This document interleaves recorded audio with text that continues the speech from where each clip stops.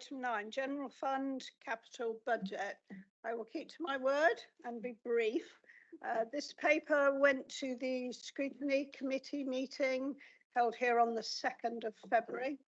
We have completed a full review of the capital programme, taking into account something that we've already mentioned today, the increased cost of borrowing and the pressure that that puts on the revenue budget.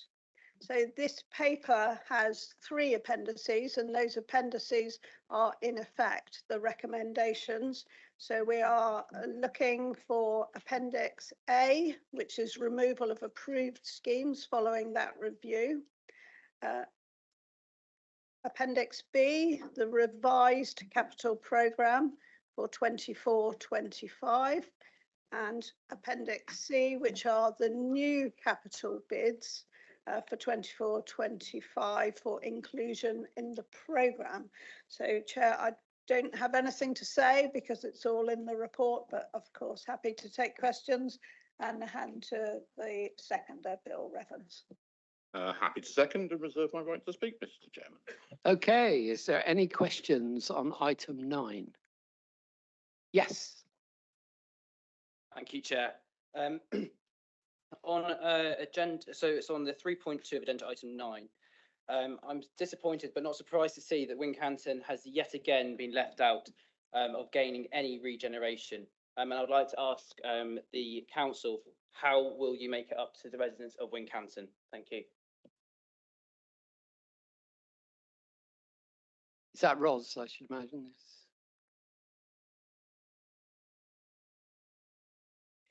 Thank you. I do appreciate your disappointment regarding the what appears to be lack of regeneration work within that area. Can I just point out to people that at this moment in time, the sports centre within Wincanton is being fully decarbonised, ensuring its sustainable future in terms of energy costs and also the functionality of the building. So a small thing, but something quite critical to the local community. Martin Wale. Thank you, Chairman. On pages 179, 180, firstly, there's a chart of approved capital programme that are paused, and then states the new schemes that are funded by borrowing are not approved for the 24-25 budget unless they are urgent for health and safety requirements or statutory requirements. Then going on to page 180, paragraph 36, it states that regarding the Octagon Theatre, if this grant, which was from the government, as we all know, is awarded, a revised business case will be put to the council along with a request to add this revised scheme to the capital. This scheme is not on the approved capital programme of this council. So why is a business case to be considered when the Octagon Theatre is neither an urgent health and safety or statutory required scheme? Fed, do you want to take that one?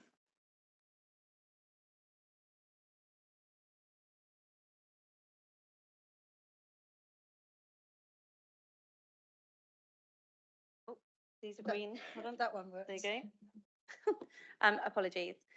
So in relation to the Octagon, obviously, as you're aware, Martin, it was an approved scheme under South Somerset District Council. It then came forward to executive, I want to say in October, where that scheme was ceased. We are currently, however, working with DCMS because they gave that £10 million grant previously to South Somerset, and then that subsequently rolled over to us at Somerset Council.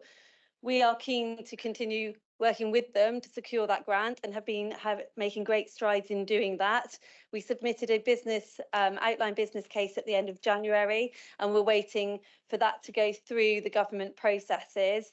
We hope that that is happening this week with the DCMS investment subcommittee, and then they will make a decision as to whether they grant any funding, and if so, at what level. We will learn that outcome probably in mid-March. And then we will work, and that will go through the full democratic process to get it back into the capital programme in late March or April, depending on what DCMS say to us. Yes, Martin, you want to come back? But the papers in front of us state that new schemes that are funded by borrowing are not approved for the 24-25 budget unless, as I've already read, health and safety. So how can this be brought back to the capital budget with that recommendation, which we're going to vote on in a minute, that nothing else will be approved unless it's got health and safety or statutory requirements? Sorry if I wasn't clear there. It's because it's externally funded through the grant that we should hope to be given from central government. So it's working within that money that central government has given for that scheme. Sorry, Chairman, if I may again, £10 million was the original grant on a 31.5 million estimated budget. So if 10 million is forthcoming from the government, they've still got to be funded. So how can it be an approved requirement for this scheme? Because the original business case has ceased in relation to that original £30 million. So it's about then taking into account our current financial emergency. An outline business case has gone in that is smaller than what was originally planned and looks to work within the remit of that £10 million money that central government are looking to give. So it won't be that full-blown beautiful plan that went forward, but a smaller piece of or a smaller regeneration. And then it's working with the Yeovil Town Council, who we're working closely with, who are also looking to put in funding towards that project to make it a success. Okay, Andy Dingwall. Thank you, Chair. I'm going to follow up and press just a little bit more on the Octagon there. Just are you able to confirm that the business case that you've resubmitted to the for the grant contains no Somerset Council money and the extra money is funded by Yeovil Town Council? I think that's what you just said. I just wanted to be sure. We've already spent money as Somerset Council, but there's no further Somerset Council funding that's looking to be proposed. Okay, Sue Osborne. Thank you, Chairman. Capital Budget, General Fund, Appendix A. Right at the bottom, the fourth of the pause schemes, the Yeovil Crematorium project, which I know has been a very long-standing thing. It used to come to scrutiny quite regularly at South Somerset. I know now that you are proposing to remove it, having got part of the way through. You are now proposing to remove it from the capital programme, and I'm sure that will come as a disappointment to people both in South Somerset and also over the border in Dorset, because it's very much used and was in need certainly of a revamp. What is the opportunity or the likelihood that this project will actually come back and this work completed? And I know as well that Yeovil Without Parish Council was also a very junior stakeholder, and have they been consulted on any proposals to do with this? Thank you. Ed, do you want to come back on that one? There's currently no current progress on that scheme, and so we would need to look at that. And so the outdated costs, sorry, they can't be relied upon. We would require a new business case on that if the need still remains. That's why it's come out. So just to come back and just to be clear, this has been withdrawn, and who is it going to be left to come up with the refreshed business case? Is this something that you are going to take up at a later date, yes or no? We have a duty, I guess, in relation to all of our assets and what we need to do. Obviously, the crematorium in Yeovil is part owned between us and Yeovil Without, and we would need to, there's no current plan at the moment to do anything further in relation to that regeneration. Yeah, I have to say that's very disappointing, especially as you do collect fees for crematorium use. So potentially some could even see it that it could be cost neutral or even generate an income for this council. There's no, it is potentially an opportunity there. It could be cost neutral, and I would urge you to seriously reconsider that decision. Liz, did you want to add to that, or you? Yeah, I just wanted to add, Chair, that obviously that this is shown under paused schemes, not cancelled schemes. And I completely take your point that a crematorium does actually earn money, because sadly it's a service that many people need for their families and friends. And I'm sure that that point and the need for a new business case will be taken into consideration. And I also hope that as time goes by, that actually construction costs may well have settled down and be a bit easier to predict for the kind of near future. Whereas I know in one of the town deal projects, steel was being re-quoted on a weekly basis at the height of inflation. So I'm really hopeful for lots of things in this council that that situation does settle down and we are able to predict costs and therefore benefit cost ratio more accurately in the future. Hazel Price, thank you.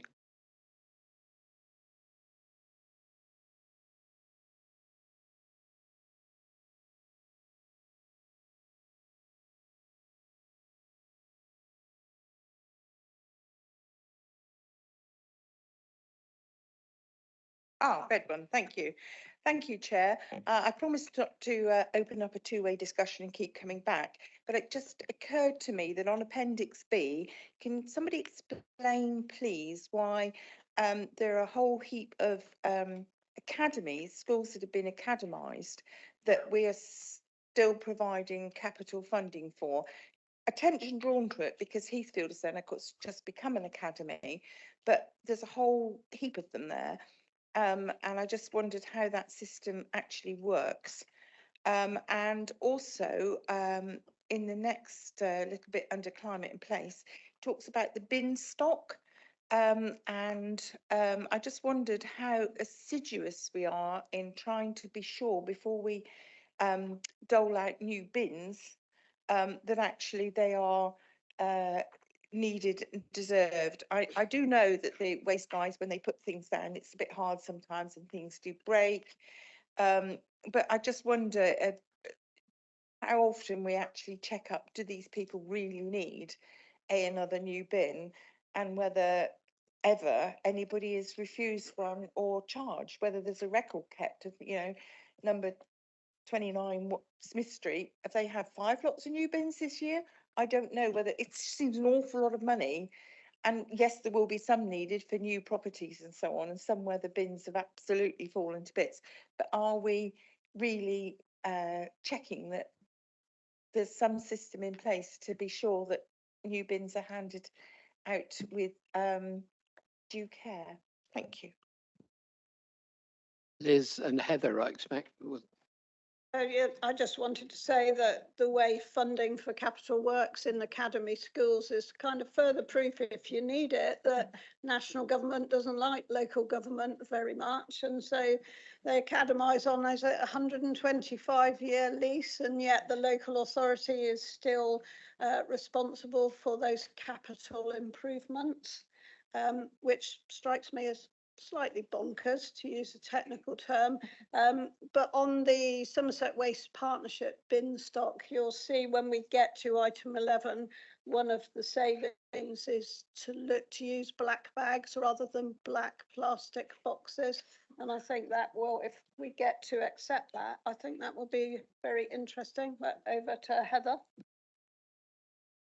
Yes, thank you, and thanks for largely answering the question. I think the capital projects that appear in Appendix B are ones that I've been hearing about for the last couple of years before I was even involved with children so closely. This is it also has an issue about capacity, because it's about expansion of schools or about providing the correct dining facilities. Very often in some of the pupils in those schools have been madly disadvantaged for some time, and that is something that we have to keep working through. So yes, I know it can be quite complicated about which bits do remain our responsibility through academisation, but capacity is one of the things that keeps things on our books. Lucy Tremnell. Thank you. I'm going back to Wincanton. Thank you for your answer. I'm sure that people in Wincanton would be thrilled by the work that's happening in the LED Leisure Centre, but what they were, or the Freedom, whatever it's called now. But I'm sure that people in Wincanton were really hoping for that regeneration of their high street. That's what we hear all the time on the doorstep. So far, it's been through having its funding reduced, then it was stopped, then it was paused, and now it's been removed entirely. Do we have any idea whether this is ever going to be brought back into play, please? Ros? As you know, monies for High Street for regeneration are dependent to a large degree on bidding to pots of money from central government. And the rules around those expensive bids do change, and at the moment there is a hiatus on being able to bid for more money. Where we can bid for money, we will do so on every occasion. And obviously the prep work for a bid for Wincanton is there on the table, so to speak. And so we should be able to put one through as quickly as we can whenever there is a bid. But the underlying way local government is funded is really to the detriment of Wincanton, in fact, many places in Somerset, because it is totally, and I will use the word, and forgive me, arbitrary why Bridgewater gets X amount and Wincanton gets nothing on the bid, or why do we get something else? And therefore, I just think that in terms of that, I can't give you an assurance. All we know is that we've done the work, it's sitting there, and as and when funds become available, then obviously Wincanton will be high, if not top of the list. Come back. Just very quickly, it's just a shame because there was a pot of money, the funding was there, and then it was removed, but. Right, okay. Benty and then Tony Locke. Thank you, Mr. Chairman. I just wanted to say to the councillor that asked about the bins and about they were willy-nilly maybe being given out without any questions. No, they're not. When I ring up and order bins, either boxes or wheelie bins that had disappeared into the lorry, I am being asked, yes, Bende, why do you want them? What had happened to you? Happened to them? Can you prove it? So Somerset Waste does not just willy-nilly give out anything. You have got to have a valid reason for asking for these bins or boxes. And I would hate to say, if the day should ever come that Shepton Mallet should be buried in black plastic bin liners, that would be a shame because we will drown in rubbish. Thank you, Benty. Tony Locke. Yeah, thank you, Chairman. Just to throw a bit of light, or maybe not, on the Wincanton issue. I will stand corrected if I'm wrong, but there was 3 regeneration projects, Chard, Yeovil and Wincanton. They all had their allocated budgets for their schemes in their respective areas. Chard went on well, Yeovil's gone well, with a few hiccups. Wincanton, the local council up there couldn't make up their mind what they wanted to do. So in the end, the project, I believe the project or the budget up there was withdrawn. So something on those lines anyway. They couldn't make their mind up, so it was stopped. Bill, did you want to come in? I was just going to just respond to Bente's point about black bags, just for reassurance. The black bags will be the same as the blue bags we have currently that are replacing the black bags. So we're not just putting them into bin liners. What we're saying is that there's going to be a black bag similar to the blue bag that we're going. Just wanted to make sure that you were clear on that. Mine doesn't, so the winds must be higher in Shepton Mallet. Okay, I can't see any further hands, so I'm going to come back to Liz and Bill. Do you want to add anything further before we go to the vote? Thank you.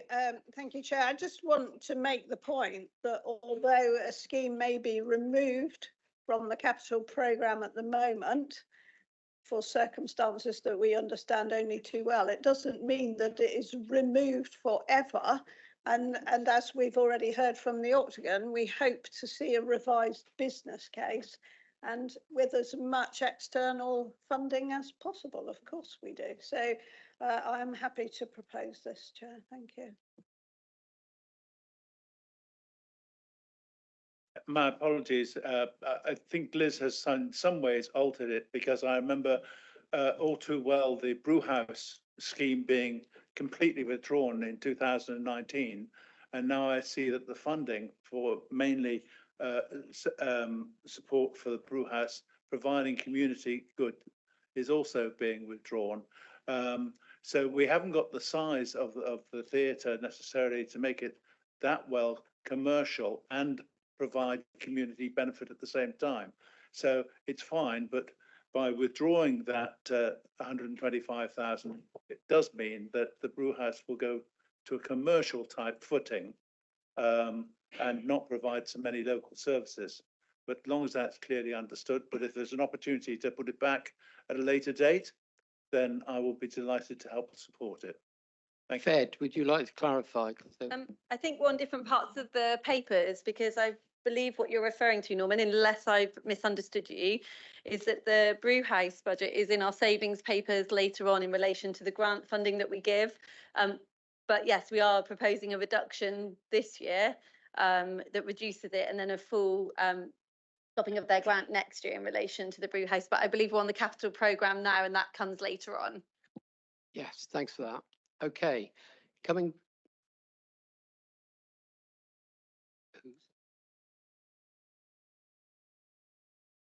We have a hand up online. Caroline Ellis, would you like to? Hi, thank you. I'm so sorry I can't be there in person today. I've got lurgy and you don't want this lurgy. Can you hear me okay? Yes, we can hear you. Oh, brilliant. It's just because the Brewhouse came up, and I just wanted to reassure Councillor Carville that obviously Taunton Town Council is working very closely with Taunton Brewhouse and all the other arts and culture organisations in Taunton. So we're very acutely aware of the impact of the cuts on the arts, culture and heritage sectors. So we're working with all of the relevant bodies to see what we can do to help. And we've already been able to support organisations like the Brewhouse through our small grant scheme. We have a youth fund. We also have a cultural development budget. So just to provide some reassurance that, you know, at the local level, Taunton Town Council will find ways, all sorts of ways, to sustain arts and culture in Taunton, including through the wonderful Brewhouse. Thank you. Christine Lawrence, just before we go back to Bill Evans. Thank you. Page 185, Blue Anchor, removal of grant. Nobody has told me that this might be removed. I don't understand why, having put the money there. We all know flooding is a problem in the area. It's most important that this work does get done. I would like an update as to understand how it cannot be done and what the risk is by not doing it. Thank you. Legislation. My understanding, but I'm very willing to be corrected, is that it's a removal of unspent grant approval because the project nearing completion is reporting an underspend. So it's not that anything's being taken away, it's that it's been achieved successfully and under budget, which are words I wish I could hear more often. Could I have an update sent to me as to why this has happened and exactly what the future is proposed to do in the future? So the scheme will be completed under budget, and I think we could ask for all local members to be sent that update. I'm sure that will happen. Thank you. So Bill, back to you. Do you wish to add anything before we move to the vote? Nothing to add. Okay, the recommendations on page 174 have been put and seconded. Can I have a show of hands, all those in favour? Anyone against? And any abstentions? One. Okay, that's carried. Thank you very much. We're now moving on to item 10, which is the housing revenue account 24-25. And Frederica, it's over to you. Thank you, Chair. I have pleasure in bringing this paper forward today. Hopefully many of our councillors have attended the variety of different briefings that have been put on by the Housing Service. But just as an initial recap, we have the housing revenue account, and that has brought together the previous housing accounts that were held in Somerset West and Taunton, which I'll refer to as the West, and that is Sedgemoor in the North. We look after approximately 10,000 homes, and they are what we refer to them as our tenants because they pay rent. So just a reminder that this isn't council taxpayers' money, it's that of our tenants that we're looking after in order to provide them decent homes and to look to, where possible, tackle the housing crisis that we face in this county and probably in the wider country by looking to build homes where we can. This is an extensive report, as you will see. I want to say there's over 30 recommendations that we're being asked to vote on today.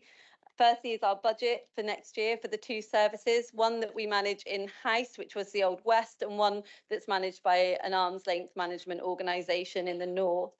That budget in itself is around making sure that we provide decent homes for our tenants, ensuring that we keep up to date with their maintenance, and making sure that we're there to support them.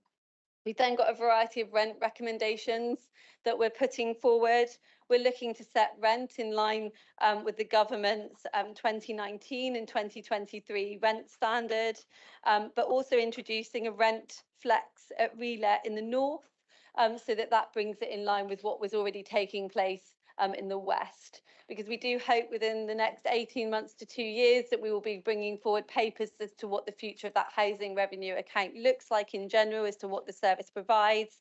And that will be a longer process, but by looking to bring them in line, it does help where we can. We've then got increase in fees and charges that we'll be charging both to our tenants and those that occupy our garages, as an example. And those are also there before you. And it is about us looking to recover costs when we can. We've then got what I always see is the exciting part of the paper, in the fact that we're looking to, where possible, approve capital budgets where we're building homes. Hopefully you've all attended a home finder briefing and you will see some of the challenges that we face in Somerset with the amount of people that are on our waiting list. We just cannot keep up with the demand. But by having our own housing revenue service, we are able to put forward schemes such as that you will see at 2.16 onwards, both in the West and the North, that look to tackle some of that. Whether that's doing bespoke homes for individuals so that we can do large and fully adaptable homes, to be able to do move-on accommodation that looks to support some of our most vulnerable in society and work with community groups alongside that, which is what you see within 2.18 and 2.19. We also are looking to, where possible, build zero homes that are as climate neutral as possible because we know the impact that they have, but more importantly, they look to support our tenants with their overall living arrangements. So you've got a multiple of different approvals there in relation to capital budgets and supplementary budgets. And then alongside that, we're bringing forward the medium-term financial plan as to what we look like over the next couple of years. And then a good news story in relation to, because of some of those decisions that we're looking to make, our 30-year business plan. Last year, I sat here and said that we had challenges at year 7 or year 8, and we're now, because of the work that the team have done that has been independently looked at by an outside service, that pressure has reduced so that we don't see that until year 25. So I do recommend that we all vote in approval to this, because we are truly trying to make a difference in the North and West by having the HRA. And by having an HRA, it means that potentially there are opportunities across the East and South where we can look to expand. I go now to Liz Lation, who's seconding the proposal. Thank you, Chair. I just wish we had an HRA for the whole of Somerset, actually. I wish there were housing stock left right across the whole of Somerset, because it has never been more important to have enough homes for people who need to pay what is a properly affordable rent. I'm delighted, obviously, from a financial point of view, to see that things look much better from this time a year ago, when we were looking at year 8 being the concern, and now we're much closer to the end of the 30-year business plan. And as I say, I just wish we had more of it. Thank you, Chair. I'm happy to second. Thank you. Andy Dingwall. Thank you, Chair. I want to start off by saying thank you to Chris and the team at Home in Sedgemoor as well. as Councillor Lation alluded to there, this time last year, this didn't look like a great picture. A lot of hard work's been done, and it's looking much better now. Also accepts all of the elements in this paper. Things like rent rises are going to be tough for residents to swallow. They are in line with recommendations, and so completely appropriate. There's a paragraph 3.22 which alludes to the cost of living crisis and actions that we as a council or offers that we as a council can make to tenants that are perhaps struggling. I'd like to see, and I'd like to ask whether or not we can really be explicit with what those actions to support tenants could be, and how we might be able to put those in front of tenants who may struggle. Certainly, Andy, we can look to do that. We do have newsletters and different ways that we engage with tenants across the two different models that sit within the HRA.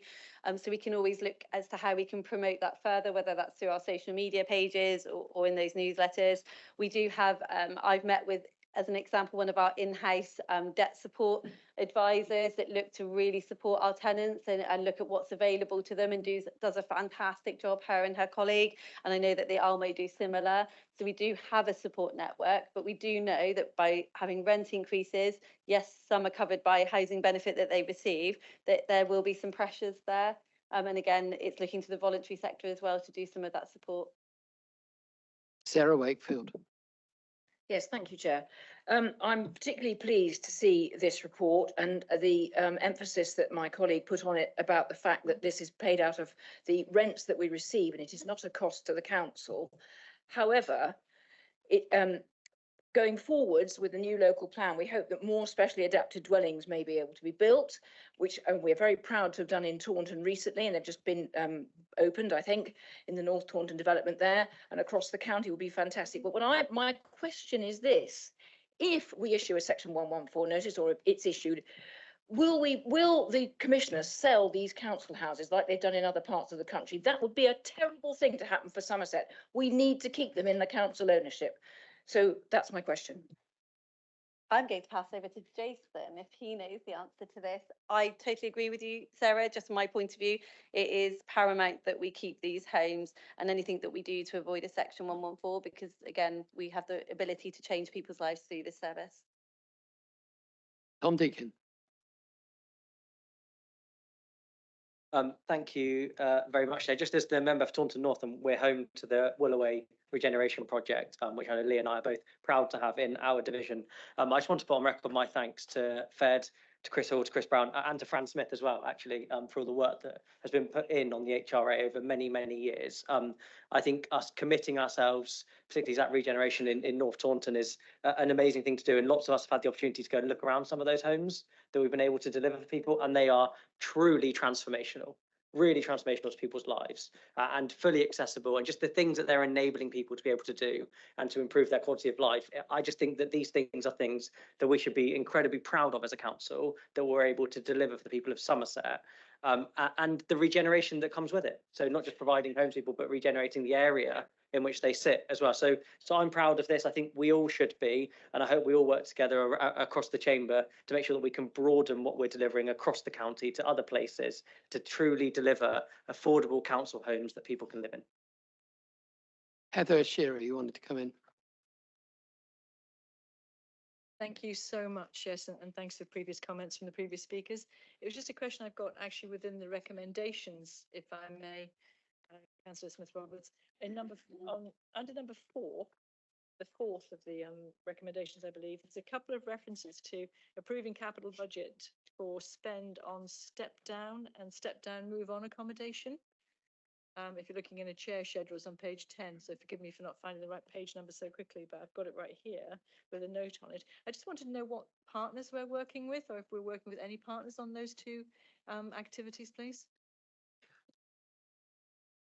Yes, so we are engaged with Citizen Somerset in particular in relation to the Rochester Road scheme. I think they're in the room here now, so that we know the importance. And actually we learnt this especially through COVID, and I'll use my Somerset West and Taunton hat here in relation to the Canonsgrove scheme that we did in relation to supporting those who are homeless, about having the wraparound care and the support, so that it's not just about having a roof over someone's head. It's about having the support that they need to go about their everyday life. So it is invaluable that we work with partners such as Citizens Somerset to bring that forward.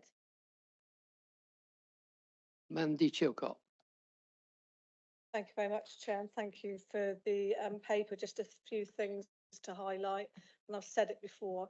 I really hope that at some point this council will be leaders in building homes for life, so that every home built has wide doors and as accessible as it can be, so that as and when anybody in their life needs that accessibility, it will be there ready for them. Retrofitting homes costs us a fortune as a council. It'd be really great if we can lead the way.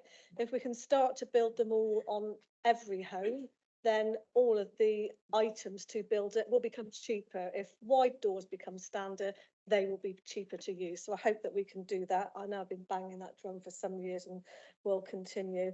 Just a couple of things to add and a couple of questions, if I may. So we've got the new homes being built on Seaward Way in Minehead, which is fantastic. There's a huge amount, understandably, of interest and excitement, and we look forward to the first of those being offered. But just two questions about that, if I may. Firstly, there's a lot of anxiety that the homes will be going to people that are from away and are coming into the area. And I know I've heard it before, but if I can just again have that public reassurance that they will be for local people. And the second question is around Home Finder. I would really urge this council to look at Home Finder. It doesn't work for many at the moment. There are huge backlogs, and it's causing so much anxiety. And I think if I could wave a wand for the next year, one of the things would be to sort Home Finder out. So I will leave that there with you. Ed, do you want to comment? Yeah, again, totally agree with you, Mandy, in relation to Homes for a Life and ensuring that happens. And we've seen that, as Tom has alluded to, in the North Taunton Willoway project, so that when we can build our own homes, it does allow for that. And we've got the very good almost zero carbon homes in Seaward Way. In relation to Seaward Way in particular, again, local connection has been built into that so that it will be there. And I probably believe that actually demand will outstrip supply for Seaward Way, because again, it alludes to the fact that we do need to be building more homes. I recognise your comments in Home Finder. I am contacted regularly from people across Somerset around the challenges that they face, and we do know that there is a huge backlog there. So we are wanting to change that system. We're meeting with registered providers to speak to them about the change to that system so that we can hopefully speed that up. And we hope to bring that forward soon to discuss. Chair. John Hunt. Thank you, Chair. Yeah, just to support what others have said, really, the East and South Somerset, wouldn't it be great if they had the same thing? But hopefully, once we get through this, we can expand it throughout Somerset. That would be rather nice. Just a question on the Oxford Inn scheme, actually, in Taunton. I know it's a bit one scheme, but we're being asked to vote on approving a supplementary budget of £375,000 due to overspending on the scheme. Are we clear now that that is where we are? We're not going to go any further than that to get the thing completed? Thank you. Bed. Thank you, John, for those questions. Yes, I've been advised. Obviously, we do need that supplementary budget. The Oxford Inn was approved under Somerset West and Taunton Council. It hasn't started yet. Caveat: it is in my ward and Simon's ward in Taunton's East, and that is to ensure that we can now get that across the line, because the original budget, based on the cost that we see today, is different to what was approved. Will Wren. Thank you, Mr. Chairman. I'd just like to return to the sort of section 114 question in relation to whether the council houses or the houses will be sold away. My understanding, and I don't think the answer clarified this for me, so forgive me. My understanding was the HRA is a standalone account and can in no way be used to support the general fund. It's ring-fenced and it's currently solvent. It also carries a debt of about, I think it's about £80 million, which is being adequately serviced. So it's fine. There are no problems with this, and it's going really well. So under those circumstances, I'm not sure that a commissioner would be allowed to sell the asset off in order to offset any debts under the general fund. But I would like clarification on that, because if we are expected to keep the two absolutely separate, I would be exceedingly upset if some person from outside could come in and completely upset that. That's two upsets, isn't it? I'm really upset. So but the comment was made that it's been done elsewhere. Now, I don't know how and why it's been done elsewhere, and if it has been done elsewhere, were the circumstances different? But I would like a bit of clarity on that, because this is absolutely crucial. Of all the things we need to protect, it's these houses, without a shadow of a doubt. Jason? Yes, in terms of the HRA, you're absolutely right in terms of that it's separate from the general fund. In terms of its tenants' money, and must be kept as such. In terms of commissioners, in theory, it's because the council as a whole has issued a section 114, so it applies to everything the council does. That being said, to reassure members, Thurrock, who have issued a section 114, do have an HRA. They still have an HRA, and that's partly because, like you say, it's self-funding, and also don't forget that you may think the housing stock has a huge value. It also has a debt against it now. That's very different to when perhaps some districts sold off their housing stock in the early 2000s when you didn't have such a position. Thank you. Okay, I can't see any further hands unless somebody tells me otherwise. No, okay. I'll go back to Fed and Liz to see if we want to add anything more before we move to the vote. Liz? No? Okay, the extensive recommendations are listed on page 198 to 202. Can I have a show of hands, please? All those in favour?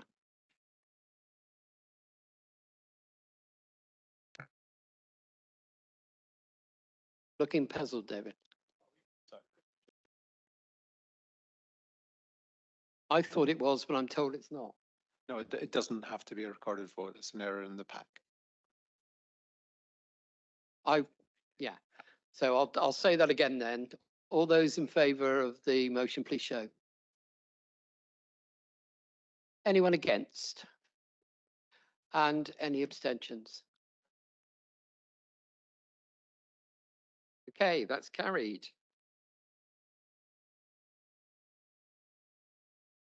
Right, we move on to item 11, which is the general fund revenue budget and medium-term financial plan, including council tax setting. Back to you, Liz.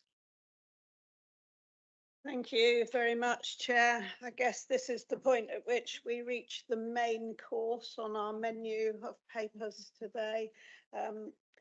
This is our main business. That doesn't mean the other papers aren't important, because of course they form a suite of papers that is budget setting.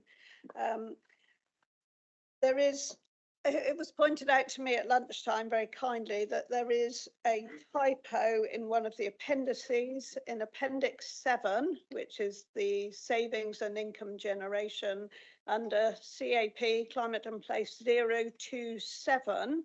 That is one of the amended savings that was amended by Executive earlier this month, and it is the reduction of one post, not two. So the saving is correct. It's the text that is incorrect. It still refers to removing two posts, and it should be one.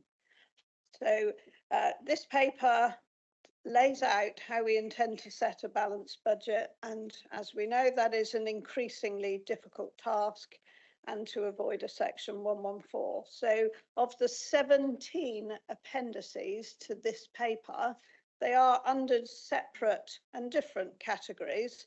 So we get the communications with government, the finance settlement that we have discussed earlier, and the letter from Department of Levelling Up, Housing and Communities to our Chief Executive in January, agreeing to support this council to set a balanced budget. We now know, of course, that government will not allow Somerset any more than the referendum limit on council tax, and that is where we are today. Requires more of the capitalisation direction, and of course does not include any increase to our base budget. We also have in here an appendix that is our updated application for exceptional financial support, that increased capitalisation direction, and we have already visited members' concerns on that earlier and had the answers that we need. It's also the additional monies of the finance settlement that I've referred to earlier for approximately £5 million more for the social care grant, which covers the national living wage increase for adult social care and other smaller amounts of grant. Then we move on to the appendices that are our own budget calculations, so including the pressures, the savings, the income generation, use of reserves and strategic risks, where we have, of course, had a full day scrutiny meeting in this room with corporate and resources scrutiny and members of all the other 4 scrutinies as well. We have the revisions and the amendments from executive this month, taking into account recommendations from that scrutiny meeting. We also see a new reserve of 600,000 for overhead costs of devolution of assets and services to parish, town and city councils. And I think if I remember rightly, there's a member question on that particular matter, so I'll not explain any more of that at the moment. I'll wait for that member's question to come forward. Appendix 12 is the dedicated schools grant, and this is something that is of considerable concern to upper tier councils across the whole country. The high needs block is currently subject to a statutory override, but in some councils we hear that they are already having to borrow to cover those costs, because although it's taken as a statutory override, so it doesn't count extraordinarily enough when you're looking at your totality of reserves, it is money that is paid out and requires to continue to be paid out. So that is of very considerable concern, and the statutory override runs out 2026, which is not far ahead.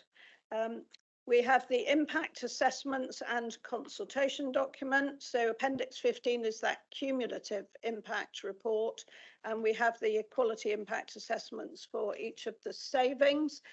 Thank you to Tom and all of your team for the work that you've done, which is incredibly important.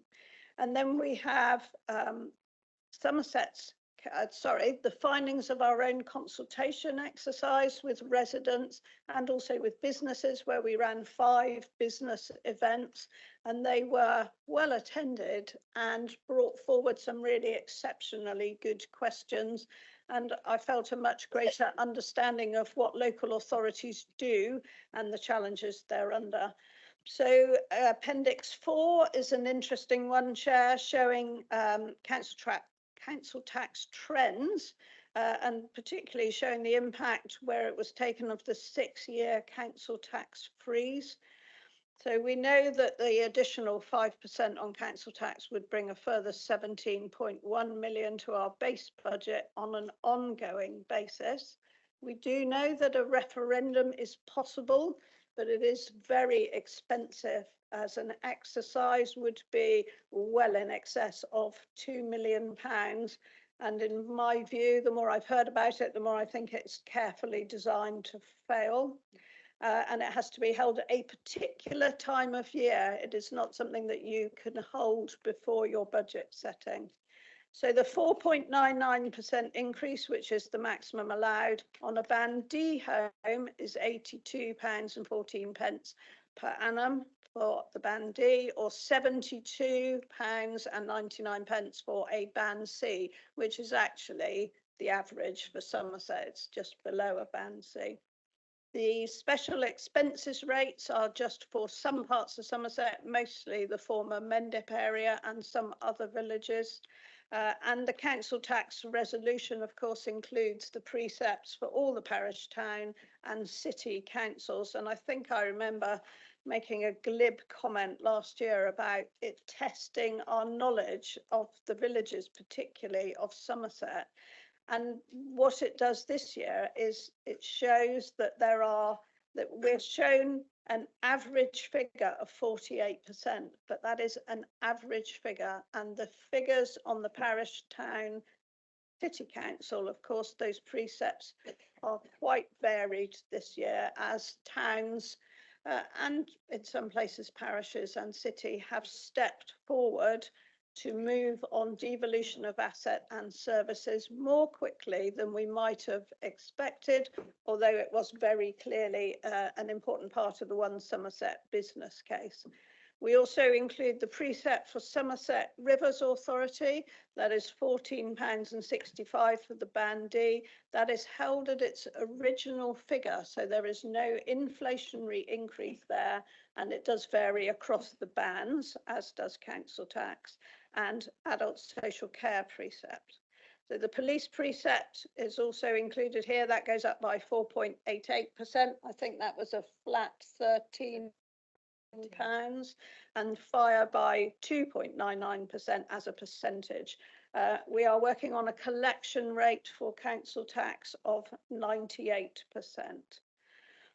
So in conclusion, we acknowledge that council tax increases are another pressure on household budgets. We do know that we have a good, modern, banded council tax reduction scheme and exceptional hardship scheme on which we voted at our previous December full council meeting. We know that council tax is much lower in Somerset than it is in adjacent counties such as Dorset. If anybody wants any of the figures of the adjacent counties and southwest counties, just let me know. I've got a whole spreadsheet of them now.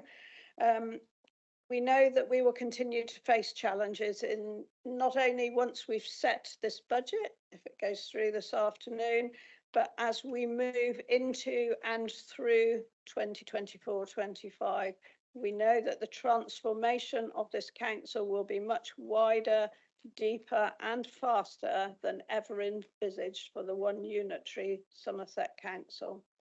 I want to thank again every officer who has worked on this budget. It is a colossal amount of work to achieve, and it is always done against the strictest of deadlines.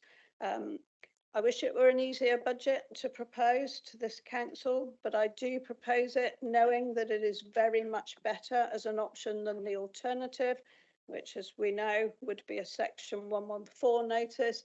And I'd like to make the point, Chair, if I may, that we will continue to work in places where we can deliver services in a different way, working with partners differently, where partners may contribute more than they have in the past, but that does not affect the bottom line of this budget.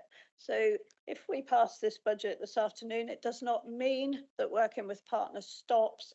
That continues in every way, as long as it does not affect the bottom line of the budget. Thank you. And I'd like to pass to my seconder, please. Thank you, Liz, and if I may reserve my right to speak, but happily second the proposal. Thank you, Bill. There has been an amendment put forward, and I'd like to take that next. So if I can go over to David Mansell, the floor is yours. Thank you, Chair. Yes, I've been asked to read out the amendment, and perhaps I may mention that I believe it was submitted in good time, but I think the circulation got delayed in relation to half term being last week. So the amendment proposed, which has been sent as a supplement to the papers, it's an addition to the recommendations on this report, and it inserts a new section entitled Transformation Business Case. And it says that full council notes the outline business case for transformation presented to the executive on 7th of February 2024, and that transformation is referenced in the DLUHC letter shown in Appendix 13. Transformation proposes to resize the council so that it focuses only on the unique value the council can provide, and to reduce the workforce by over 1,000, 20 to 26%. Second point, expresses concern about the ability to deliver, implications and potential outcomes of the changes planned for transformation. Third point, calls for the executive to consider feedback on transformation from the Corporate and Resources Scrutiny Committee at the earliest opportunity. Now, if I may, I would like to speak to that in proposing it. And as we all know, the council has a budget gap of £100 million to close. Although, as we have heard and seen in the reports, in fact, over the next 5 years, if nothing is done, it grows to £200 million.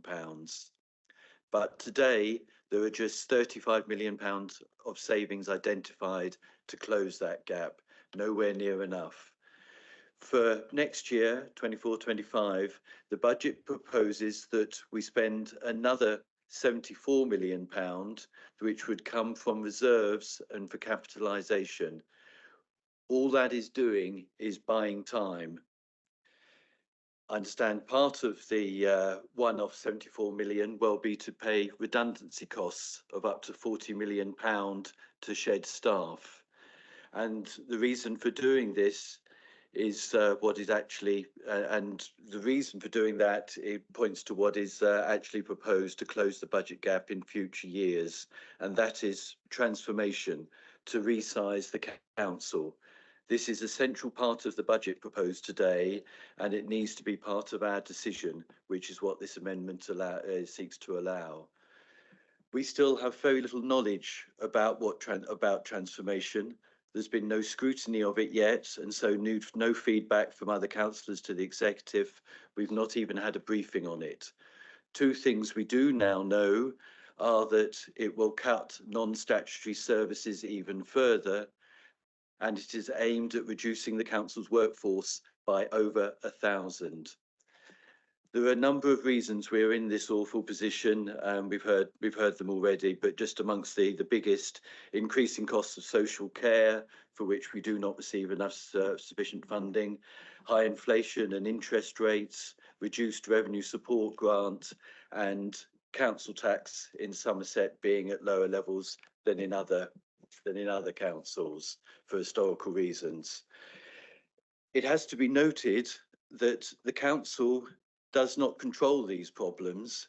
They are all national issues which are controlled or influenced by government. Even the one that you might expect to be under the council control is not. The government, in effect, well, caps council tax and in fact controls it and keeps it below inflation level. And during austerity years has sought for it to be frozen.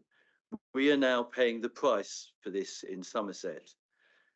The government would not even help by allowing an additional 5% on council tax, which we are told is likely to be the difference between having to issue the 1114 notice.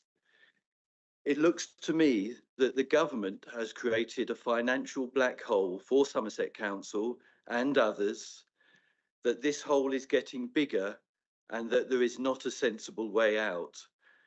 We asked for a rope just to help us get a little bit out, further out of it, but that has been refused. We weren't even allowed to put the council tax up to help a bit. So instead, we are faced with transformation. I'm very concerned about this approach and what it may leave of Somerset Council. Many service areas are already now overstretched, and we know that staff have very heavy workloads and are working very hard. How can we cut over 1,000 posts without severely impacting on important public services in Somerset? We need to look really closely at transformation and the thinking behind it. Now, there is an opportunity to do that at the next Corporate and Resources Scrutiny meeting, and I'm sure it will be done thoroughly there. This amendment calls on executive to give early consideration to the feedback that comes when that scrutiny is finally undertaken. Importantly, the amendment also allows concern to be expressed, which I think many of us feel, on whether transformation can deliver what is intended and what implications will arise and what outcomes. We are saying council transformation programmes fail in Somerset before, and this is by far the biggest ever proposed. It looks like a massive risk and the outcomes look bound to be bad. This amendment gives an opportunity for councillors to register their concerns. Thank you. Thank you. I'd like to go to Lee Redman next. Chair, Chair, thank you for the opportunity to speak and second the proposal. Let me start by saying how awful it feels to be in this position, having to agree a budget that sees services cut. But for me, it breaks my heart to be talking about massive job losses. Our staff are the heart of our organisation. There is talk about making our council the right size, or as it says in an executive paper, a leaner, more productive organisation. But the right size or leaner for what? We hear talk about providing statutory services, doing only what we are legally required to do, but where does that stop? What we are really talking about is creating a council for the money we have available. I believe in the coming year, our ability to survive will be based on how effectively we complete or work on transformation programme. A programme with details that has not been seen yet. Yes, there has been a decision made by executive about a high-level transformation, but there is no meat on that bone. One of the main recommendations that came out of scrutiny was that the case be scrutinised. It will be instrumental, I believe it will be instrumental in meeting most of the projected overspend for 25-26, but actions this financial year. There are hundreds of pages in our papers today. There are hundreds of background papers detailing risk and impacts. The council's transformation will result in fewer staff, and those remaining staff members will be responsible for greater scopes of work within the council.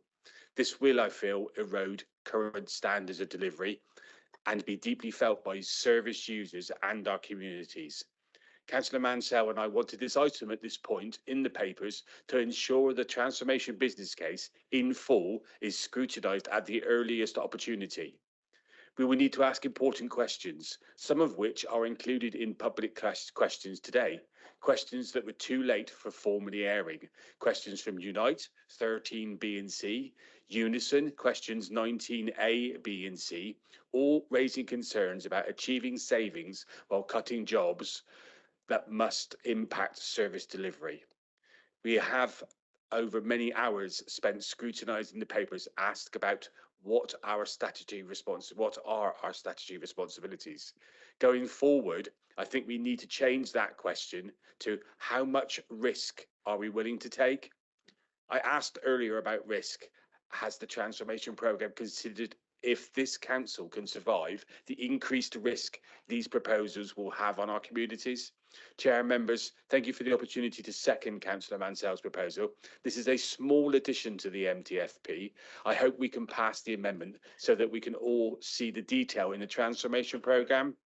I have to be honest, it won't make the final decision in front of us easier. There are massive unknowns that will affect achievability of this next financial period. Please support the additional amendment. Thank you. Bill Evans. Can I thank Councillor Mansell and Councillor Redden for bringing this amendment forwards. We've had already had discussion around bringing the transformation programme to scrutiny, and I believe that the chair of scrutiny had already given that assurance 100%. Once we have the detail, we value hugely the input of scrutiny. We believe is absolutely essential to get these things right, and we fully endorse and accept in the amendment to the budget papers, and we're very happy to bring those into the recommendations that we put before council. And by doing so, I believe that we avoid the need for 2 named votes as well, which I hope will be welcome to us all. So the addition of the recommendations are added to the existing, and now we open the debate on the whole issue. Will Wren. Thank you, Mr. Chairman. I echo the comments. Nobody wants to be here today doing this. It's horrible. the budget in front of us has been proposed as being balanced. Well, it may be regarded as balanced financially, but it's not balanced in its impact. In practical terms, huge cuts are going to be made to services, many of which were provided by the former district councils. But on the other hand, if you're lucky enough to live in a big community, big town that can raise six-figure sums in council tax, then the impacts on you are going to be reduced. On the other hand, if you live in a small parish in the Brendans or somewhere out of town, where the precept is about £6,000 or £8,000, enough to pay for the clerk and running the meetings, the chances of you being able to ameliorate some of the cuts are very reduced. And the rural parishes, these rural parishes, they're going to be losing their buses. They're going to be losing their community transport.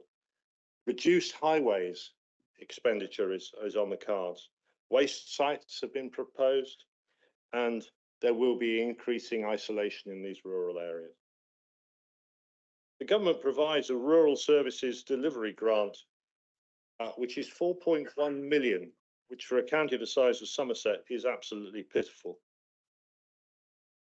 I don't understand why it is quite so low, and I don't, I mean, clearly it needs to be directed towards these more rurally isolated areas, but 4.1 million across the whole of Somerset isn't going to make a vast amount of difference, I wouldn't say. So what are we going to do? Well, actually, if we refuse to set a budget today, that will enter us into the Section 114 process. Now, this doesn't mean that the commissioners will be charging through the door first thing in the morning. It will actually mean that we have a 21-day breathing space to have a further look at these things. And we have to come back within 21 days to set a balanced budget. All the commissioners will come in. That will enable us to get the assurance from government, I hope, or from DLUC, about the capitalisation directive, which is something that concerns quite a few of us here, that we haven't got it in black and white. I am reminded of the words of Thomas Wentworth, the Earl of Strafford, on the scaffold, having been sold down the river by Charles I. Put not your trust in princes, to which I might add, or DLUC. So we might get the assurances on the capitalisation directive. It will also give us the opportunity to raise the heat on this issue. I mean, it has been said, I think that there is a view here that we're not making enough noise about this. So whether the 110 of us ought to be going up and standing outside Parliament Square in the next 2 or 3 weeks might not be a bad idea. So at the moment, I'm very wary about supporting this budget, and it's not because I want the Section 114 or anything like it, but I think we need a bit of time. If we do get extra time, we can look more closely at the proposed transformation. I mean, losing 20 to 25% of the staff is massive, and that needs essentially it will need a strategic planning exercise. You can't do it on the back of an envelope, and so I do support Councillor Mansell and Councillor Redmond in saying that we've got to really look at this. Now, if we had something, if we came back in 3 weeks' time, we might have something that was better worked up than we have at the moment and be able to make a much better judgment on whether 40 million would be needed to support redundancies or not. I don't know, but I'm not sure I know enough about it at the moment. Anyway, I will leave it there. Thank you. David Fothergill. Thank you very much indeed. So I woke the other morning from a quite terrifying nightmare.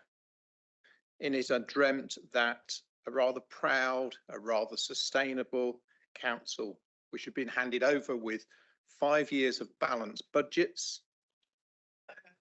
True, it's true. Shall I continue? Hand over with 5 years of balanced budgets and growing reserves had been completely wrecked within 2 years. Yeah. Could we let David speak, please? Sorry, Chairman, we have been through months and months and months of bashing this, bashing that, finding excuses, going on, droning on. What we just need is a touch of reality of the other side for a moment. So I will continue if I may. So in this horrific nightmare, the people that had wrecked the council had done so by a catalogue of failures. Failure to listen, failure to involve,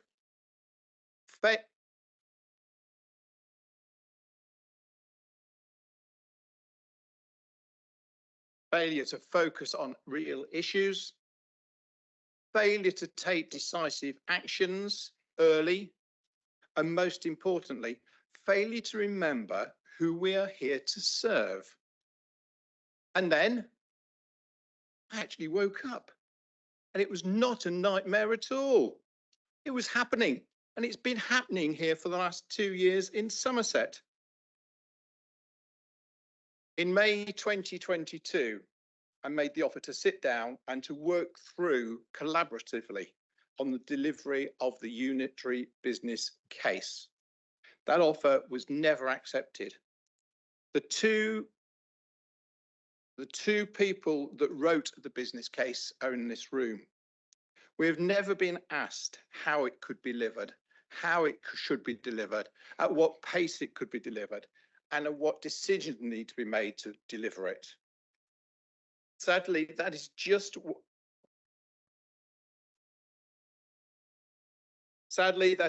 one example of how this administration has failed to grasp the unitary opportunity which others have enjoyed.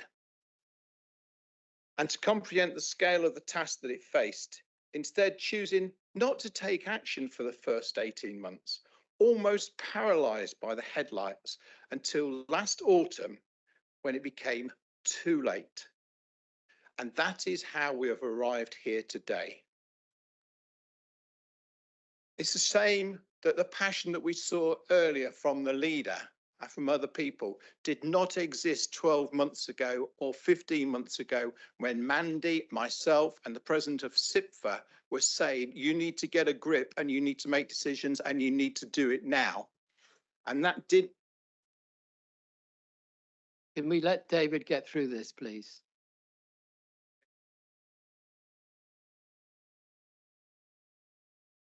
Chairman, are you happy for me to continue? Fine, okay.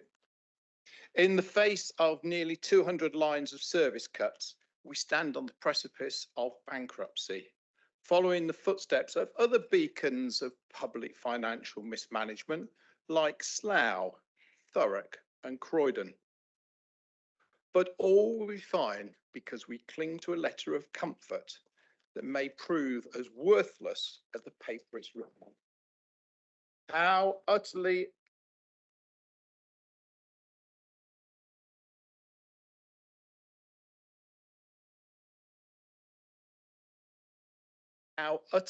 farcical that the council emails that are still going out today still trumpet the virtues of a flourishing and resilient Somerset and a fairer, ambitious Somerset, when this budget paints a starkly contrasting picture. This budget has up to 1,500 redundancies hidden in it. Everyone will be an individual tragedy in a story. Everyone will impact not only that person, our employee, but their families, their friends, their communities. That's what this budget is going to do. It's going to impact all of those. And more. Every one of those 1,500 people do a job now. They do a valuable job. They are valued members of our council. But it means that those jobs will no longer be done. It means that those services will no longer be provided because those people will no longer be there. So let me now address the blatant attempts of the administration to shift blame for the chaos that it has created. It seems that every problem from Brexit to COVID, we even heard this morning that Ukraine's been added, from the lack of large houses to insufficient tax revenue, is being laid at anyone and everyone, except those who should truly bear responsibility for the mess that Somerset finds itself in. The laundry list of excuses grows longer by the day.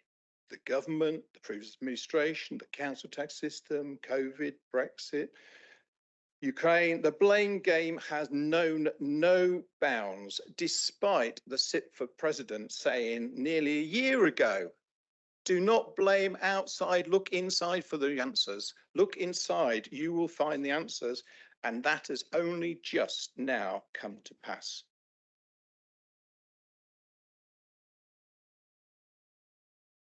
However, let us not be fooled by the smoke screens of deflection. The truth is clear for us all to see. 2 years of incompetence, mismanagement, failures to make decisions have brought us to this sorry state. Whilst our neighbouring counties, such as Gloucestershire, Wiltshire and Dorset, face similar challenges, and Wiltshire will pass a 3-year balanced budget this year. They face similar challenges, yet they've managed to set robust budgets, whilst we're left floundering in a sea of excuses and finger pointing. It's about time that the administration took responsibility for where they've led us to. It's from the mediocrity that's brought us to this brink. We will return to the Section 25 report, and I am on completely the same page here as Will Wren.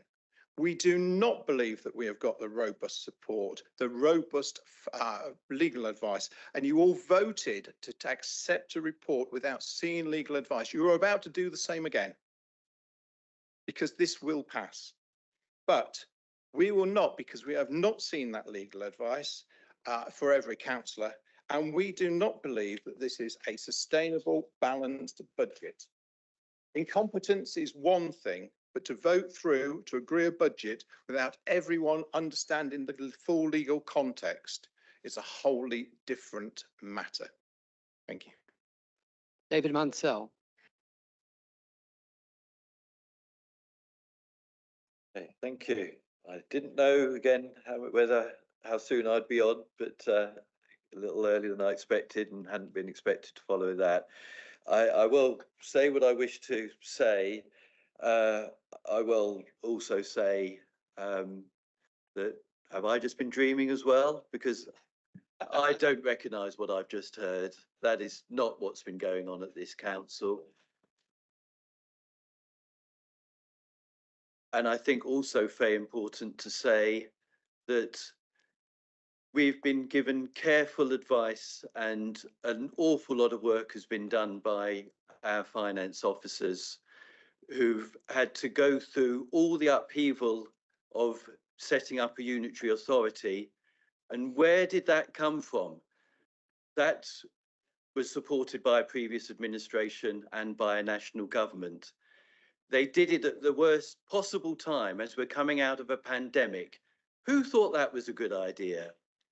And it looks like it was done because a previous administration who called in national TV because the problems were so great that it needed a spotlight on them, and because the government was not dealing with them, and those problems are still there and the government has still not dealt with them. And we're now where we're at.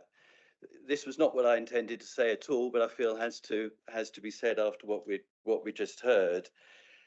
I think it is really clear that, and I said so earlier, that there's a number of factors behind this, but it is the government who has caused most of this, and there's many other councils who are suffering in the same way.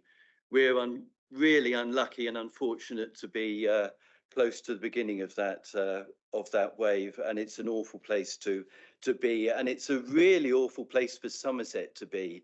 And those of us who care about Somerset and the public services that are deserved here do need to be drawing out where the problem comes, and it is from years of austerity and years of underfunding of local government services. And if people can't see that, well, God, dear. Okay.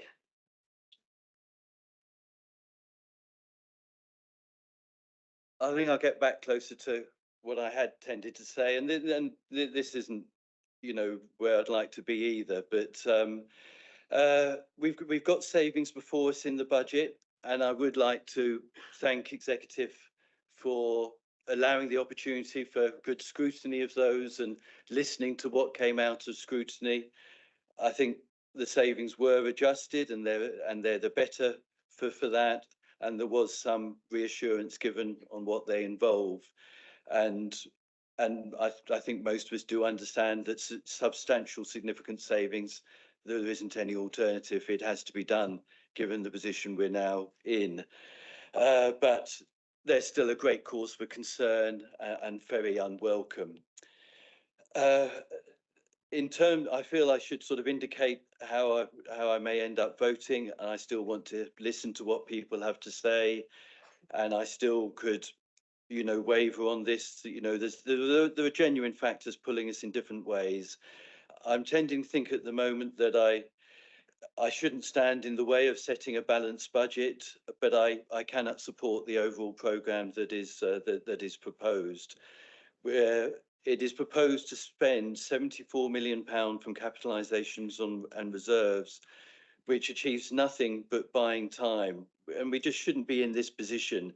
And any government looking at a council in this position should be wanting to deal with it and not wringing its hands of it, and not even allowing a small amount of help by a small council tax to bring council tax up to a level that's still below average and lower than neighbouring authorities.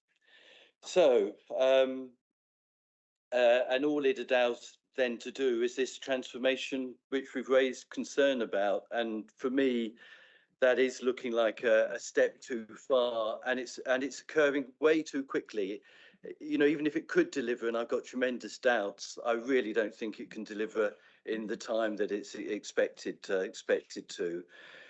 And I'm really concerned at what further cuts will have to follow.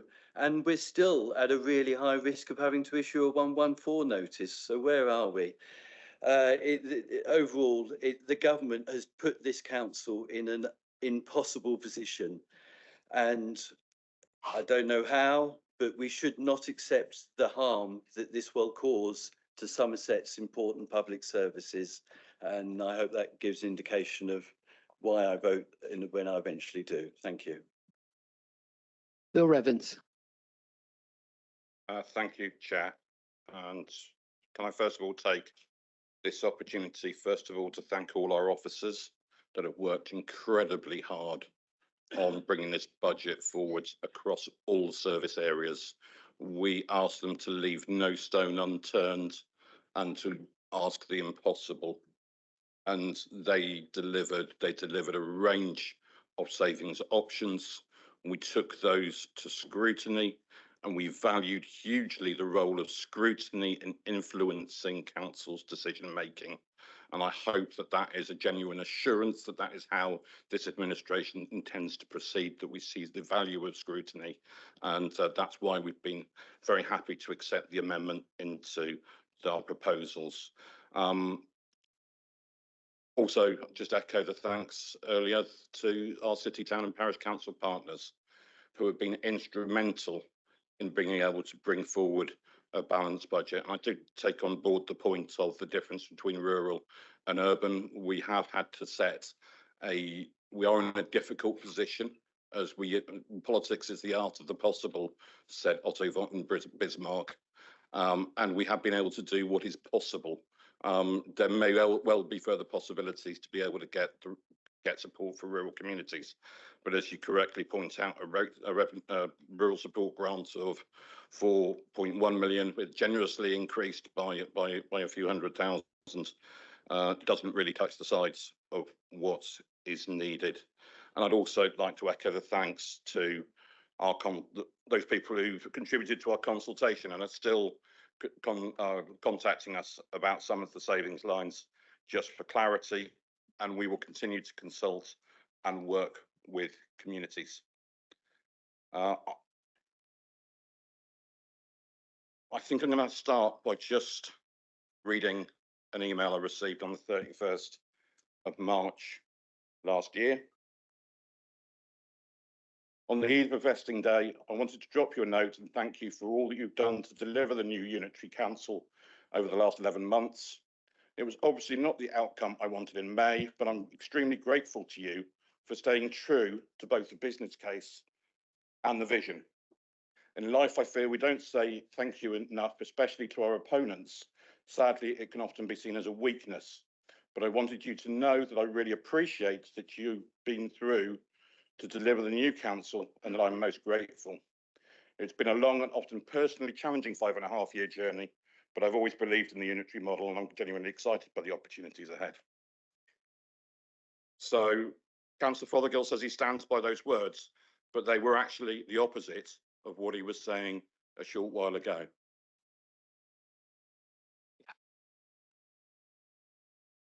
Come back, David. I stand by those words, but I also stand by the fact that I said to you in the first week that I was very happy to sit down at any point and help you deliver the business case. That never happened. Faye nor I ever had a meeting on it. So whilst you have taken it through, and I was very happy to write that email, I do think you need to reflect upon that you didn't use the resources that were available to you. And whilst I'm on my feet, because I am very happy to respond to Dave Mansell, because I think he made it a few comments there about unitary. The unitary business case was supported by the district councils as well. It's just they put forward a different business case. If we want to dig through all this, then I'm very happy to. Thank you. Can we move it along with Lucy Trimnell?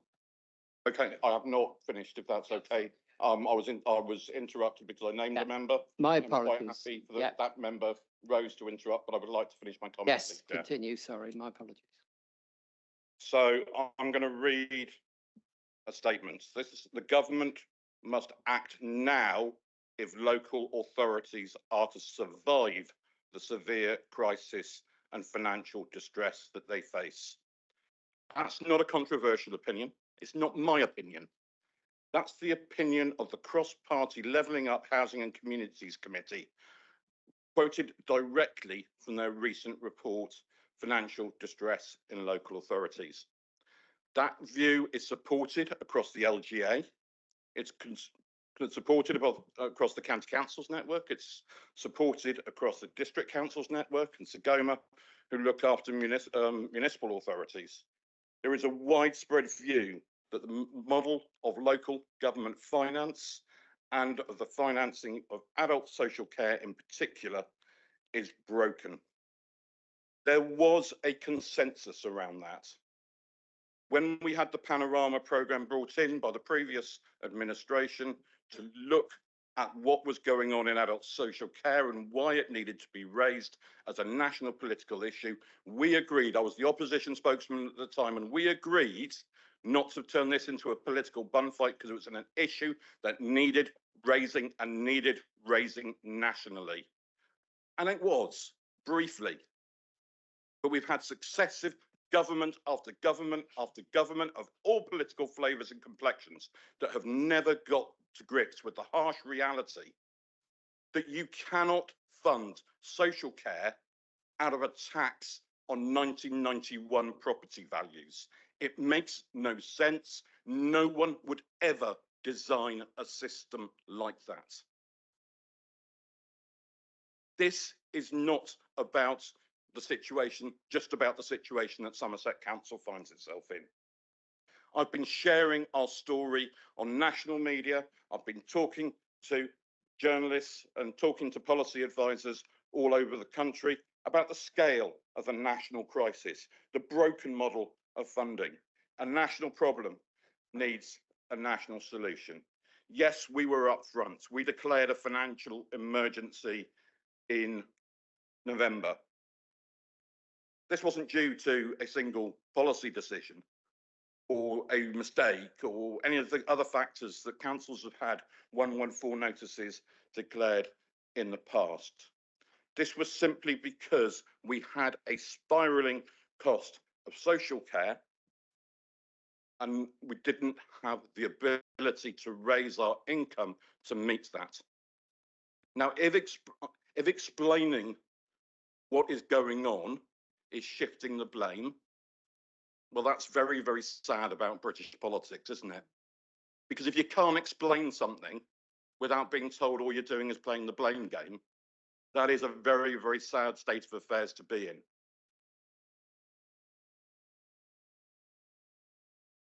We've lobbied government for support. We've done everything in our power to close this gap. We set out right from the start that we would do everything we could to avoid a Section 114 notice. We've done everything a commissioner could do beyond raise the council tax above the referendum limit. Other councils that have been able to have had 114 commissioners. We're stuck in that catch-22. If we have a 114, then we can put our council tax up. And that's the only way to survive. But we do not want to go down that route of having people unelected, appointed, paid a fortune, making decisions about Somerset, just caring about the price of everything and the value of nothing. We've stopped all non-essentials in-year spending. We've stopped non-essential recruitment. We've reviewed contracts and started programmes to dispose of investments. To suggest that we have not responded, I say, is totally, totally false. We have engaged as much as we are able with our members of parliament. Not just because she sat behind me and I'm slightly scared of her, but Sarah Dyke has been absolutely brilliant in advocating for us in Parliament. I'm also going to add somebody else to that list, because the day after this broke news was public, I had a phone call from Ian Littlebranger, and he was sat in my front room having coffee and listening to the problems and saying, "What can I do to help, Bill? This is about the people of Somerset." And I'd like to publicly thank Ian for doing that.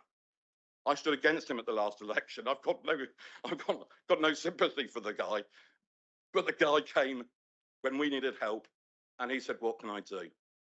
And I'm also grateful to James Heapy and to Rebecca Powell for both taking time from their ministerial schedule to meet with me and senior officers in the council, and they have assured me that they've had conversations with government ministers on behalf of this council. Some colleagues might note there's one name missing.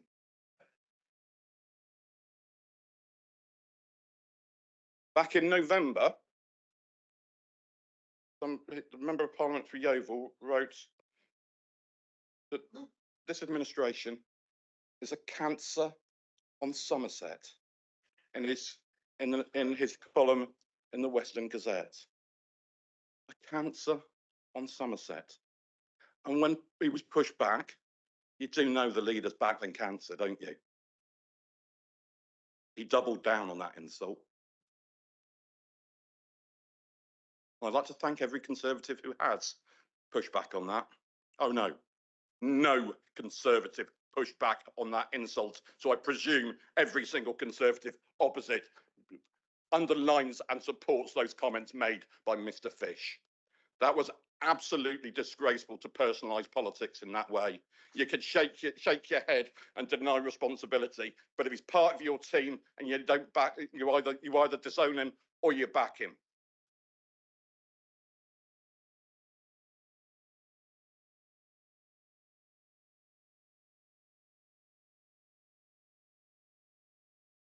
So we are in this situation that was not of our choosing. It's not of our making, but it is absolutely our responsibility to find a way through it.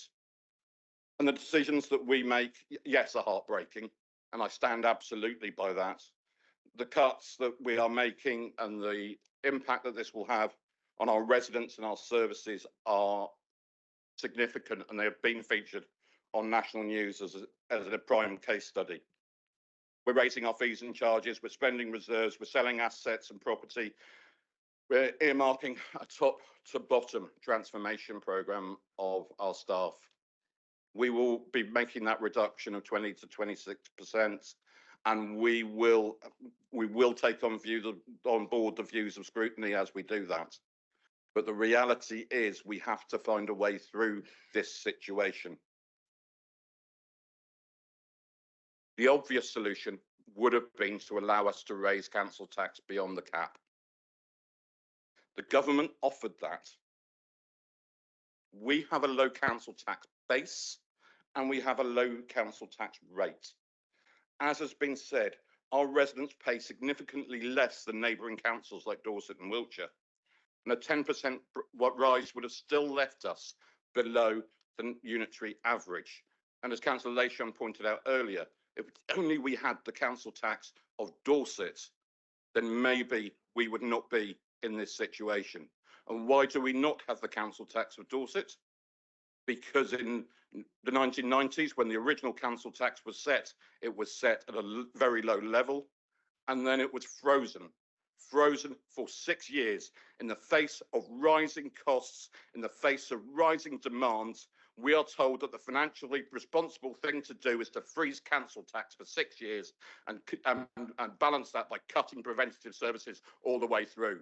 That is ultimately why we are closer to the edge than other councils. That is the legacy of the 13 years of Conservative administration of Somerset County Council.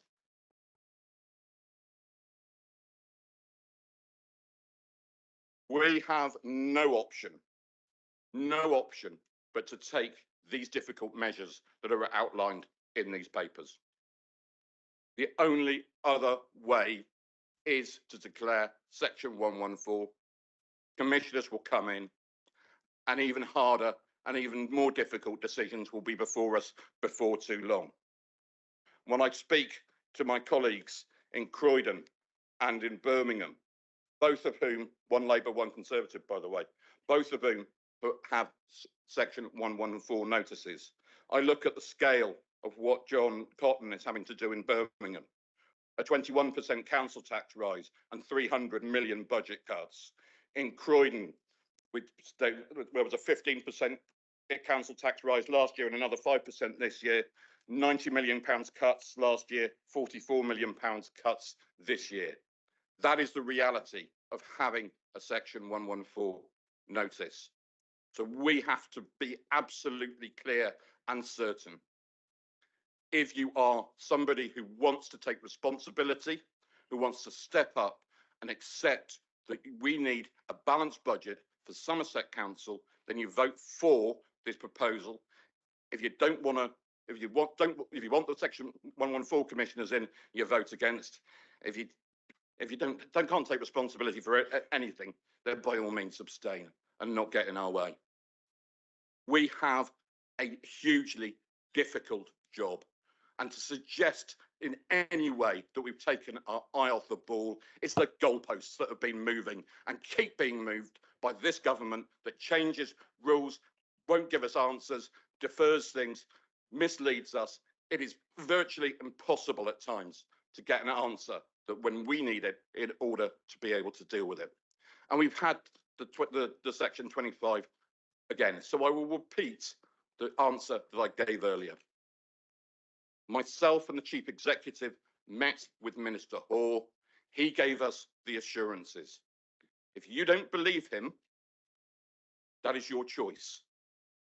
But the simple fact is, the guy looked at us in our eyes and gave us that assurance.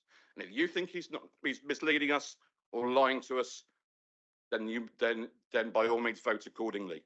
If you think the guy is honest, then you need to support our budget. Happy to second. Thank you. Lucy Trimnall.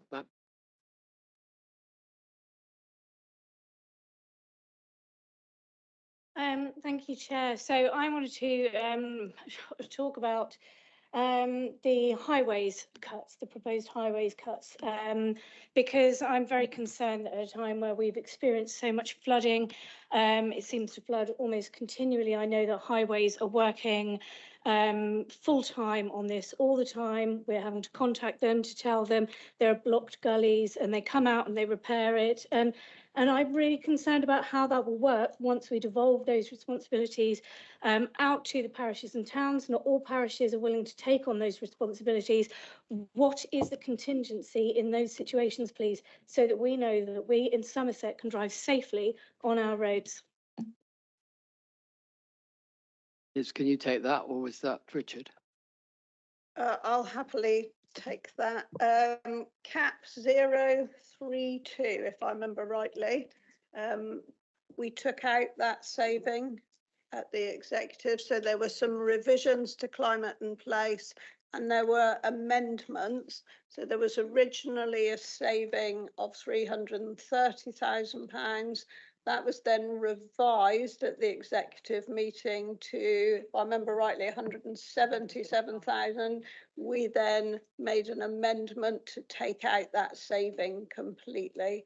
If Richard Wilkins or any of the officers wish to add any further, I think it was 032, if my memory serves me correctly, but they're not in number order because that would be too easy.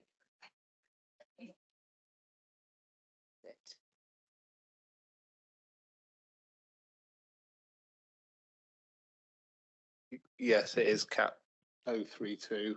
And yes, we did defer the cuts for a year. And we've consolidated it down for further years. But we will still be maintaining gully and jetting within that saving further years. To be quite honest, do I want to make this cut even in further years? No, of course I don't. But my team worked really hard to find every single saving that they could, and it went through scrutiny. Some advice was given at scrutiny. We listened to that advice. We listened to it twice, in fact, and Liz worked really hard so that we're able to not make that saving this year coming. Thank you. Liz, you wanted to come back? Yeah, I just wanted to make a further point, Chair, that we wanted to leave more time so that parish, town, city councils could work together on the proposals that will be going out from highways and that include the possibility of highway stewards. So we wanted to give the LCNs more time, the parishes more time, and to ensure that as we embark, well, we get through this winter and then embark on another winter, knowing that that highways maintenance will be in place and that we will have chances to work on the budget for the following year. Thank you. John Hunt. Thank you, Chair. I too had a dream, surprisingly. I've got a few comments to make actually, but my dream, of course, was about us all working together, united as one for the people of Somerset, which I'd rather hope we perhaps after today's bit of politicking that went on, we can perhaps get on and do that. Just a few comments I've got to make. In terms of most of the questions I wanted to ask have been answered during all the meetings and briefings we've had in the past few months, and very useful they've been too, I have to say. In terms of the savings we are looking at making, and I'm assuming these will be voted through in a moment, things like the 54 bus and many others, where local people have clearly got together and said, look, we think we've got a bit of a solution here. Are we going to give them time? That the bus, yes, but that's just picking one of several hundred here by the looks of it. But where there is a possible other solution or another way of saving the money in another direction, presumably we will make sure that happens before we just cut these services instantly. That's just one point, firstly. Second one is, I've had a few calls. Now, I guarantee all of you have had a similar experience very recently. I had a call yesterday, amazingly. Ban D, very intelligent guy and his wife. They had their phone on speakerphone so they could both speak to me. And they said to me, John, we're really happy. We're in Band E, so obviously it doesn't affect us. But so Band D, then they've got to pay another £300 or whatever it is for their tax. I said, no. I said, if you are Band D, yes. What are you? We are Band E. And they actually thought that they didn't have to pay that increase because they were Band E. Now, my concern is, and I've had this from several people, and these people were intelligent people. I just think somehow if we can, and I know it's perhaps a little extra work, but maybe it isn't if we just did it the once and copied and pasted it. Is there a way that we could show these increases A through, is it H? I think we go to A through H, so that people in those houses could actually see those increases. Because I do think there are people who actually believe this doesn't count for them. They think they're Band D, but they're not Band D, so they don't have to pay the addition. And I've had that several times. This isn't just a one-off, and I'm surprised no one's nodding to say, yes, I've had the same thing. Carrying on from that, you mentioned about the council tax increases. I think that was Liz, with the council tax increases. A lot less, a couple of £100, I think you said, for other people than the people in Dorset are paying. Is there a case to say that perhaps if we add the council tax from Somerset Council and also the parish and town councils together, the increase will be the similar thing? Or have you taken that into account? Is it the same in Dorset? So I don't know if they have, is Dorchester in Dorset? I think it is, isn't it? Yeah. Dorchester Town Council, perhaps they've hiked theirs as well. So I don't know whether those have been joined together to make a total, because the public don't look at it individually. They look at it as one sole thing. Just a couple more things before we come back from this, thank you. CMS 039, which is on page 365, talks about Taunton Nursery and the closure of that.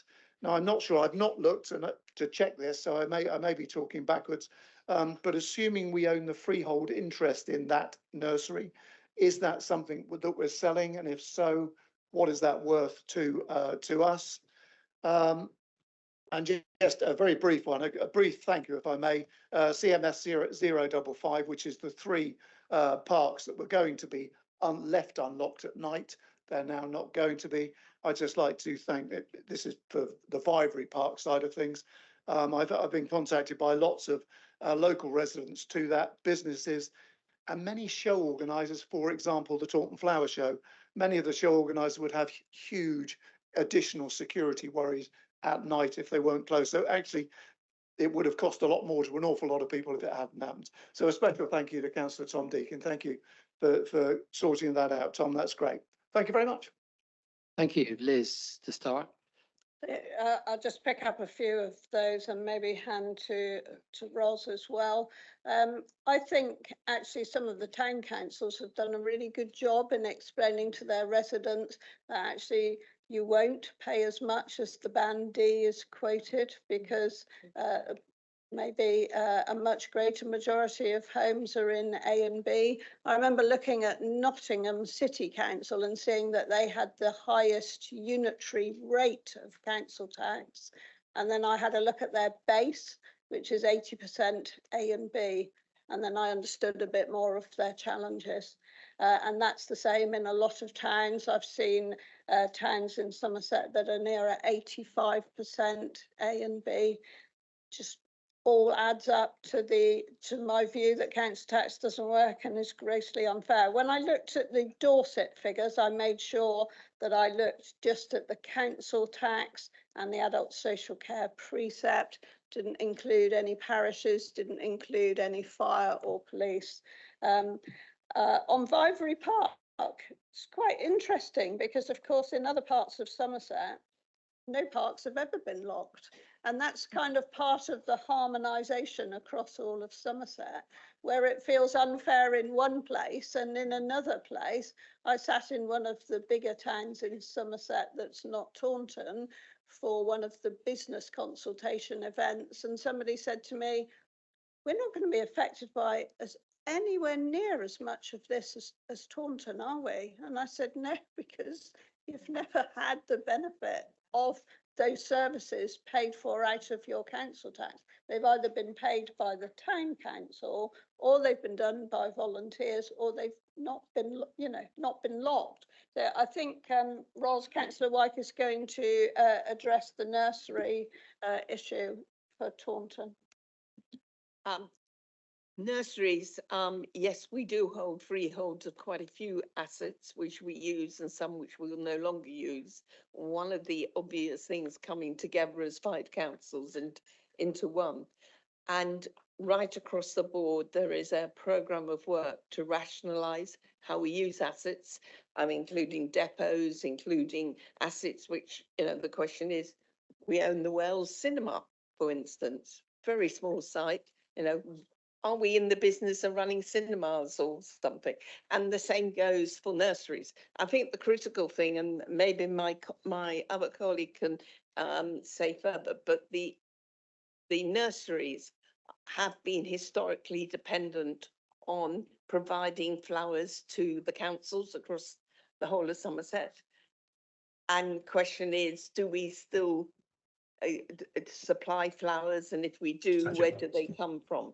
But the underlying question, I think, is what you're asking is it an asset, and will we in the future realise that? And I would say yes, there are a large number of assets, but we are taking our time to ensure councils and organisations we're working with can step up first. We're not hell bent on, because we stop using it on day one, but day two, it will be up for sale. I think we have to do this in a very careful and measured way, because we're talking about the future of the whole of the council for the future for Somerset. It's not a short-term fast sale. Richard, I think there was a bus question. Did you want to pick that one up? I was just going to pick up on the nurseries, Mike, if that's okay. Okay, fine. So just in relation to the 2 nursery savings, ultimately, it's around us, one, planting less plants within the areas that we plant. So take Bivey Park as an example. So we will see a reduction from the services that are provided both at the Taunton depot and at the Taunton nursery and at the Lufton nursery in Yeovil. But ultimately, both of those sites are owned by us as Somerset Council, and so therefore there is an implication that then that will have on the asset, which is where Ros was alluding to, but that will be a separate decision that needs to go through a different democratic path. Thank you, Chair. I just want to point out that we're not proposing any cuts to bus services. It's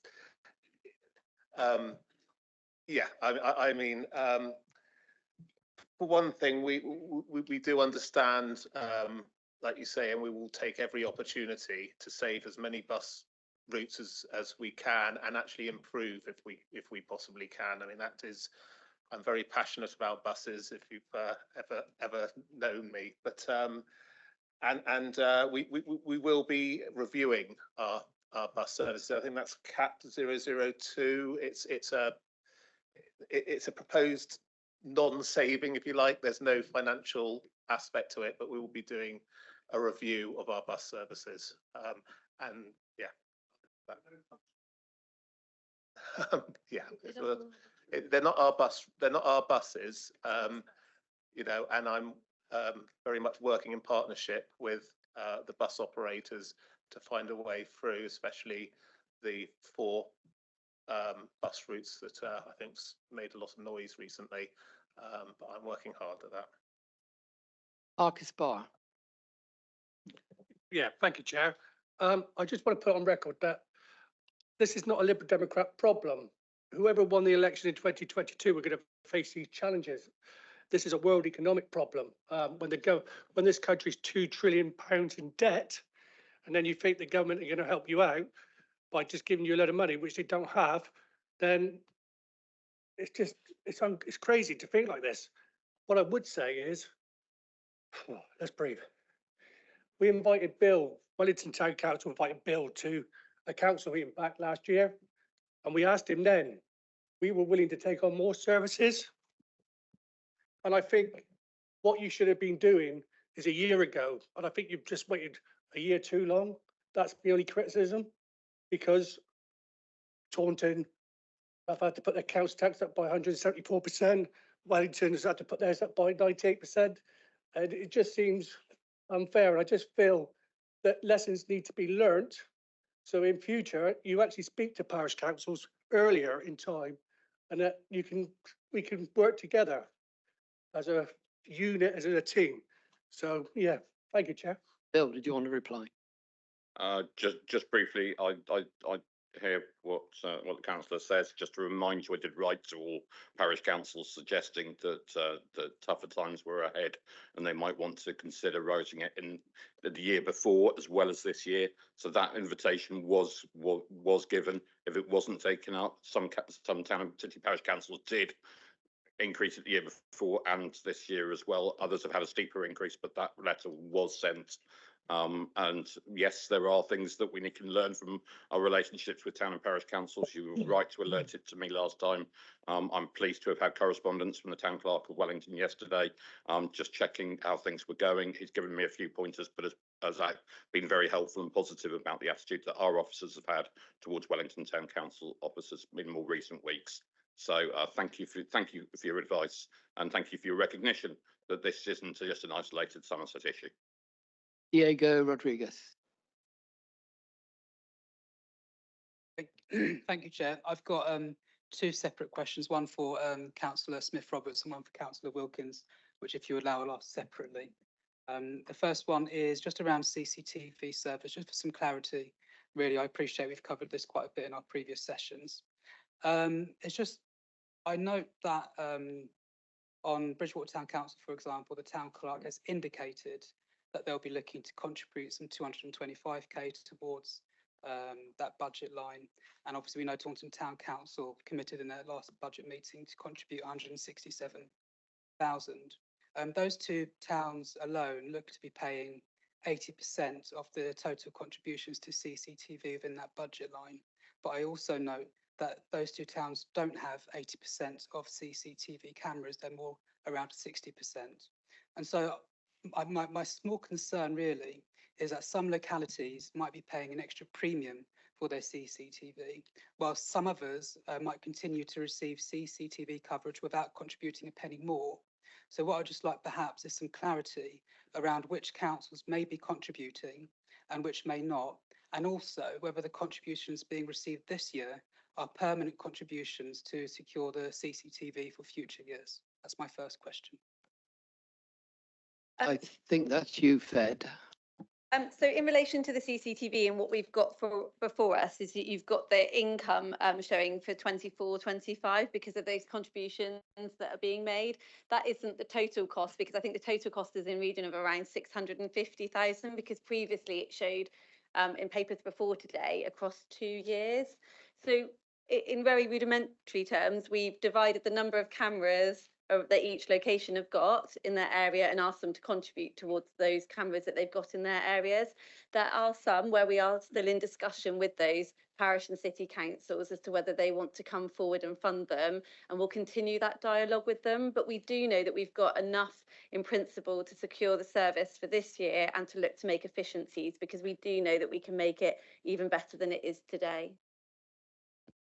Thank you, Councillor Smith-Roberts. My second question then is to Councillor Wilkins.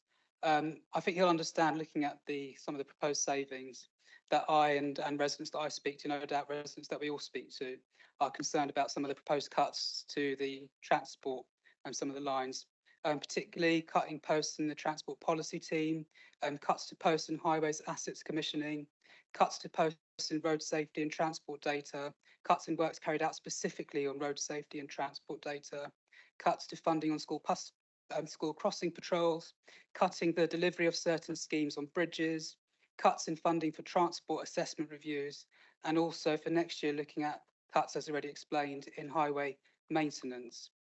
Much of these cuts, I believe, will significantly impact the efficiency and safety of transport and highways infrastructure and services throughout Somerset.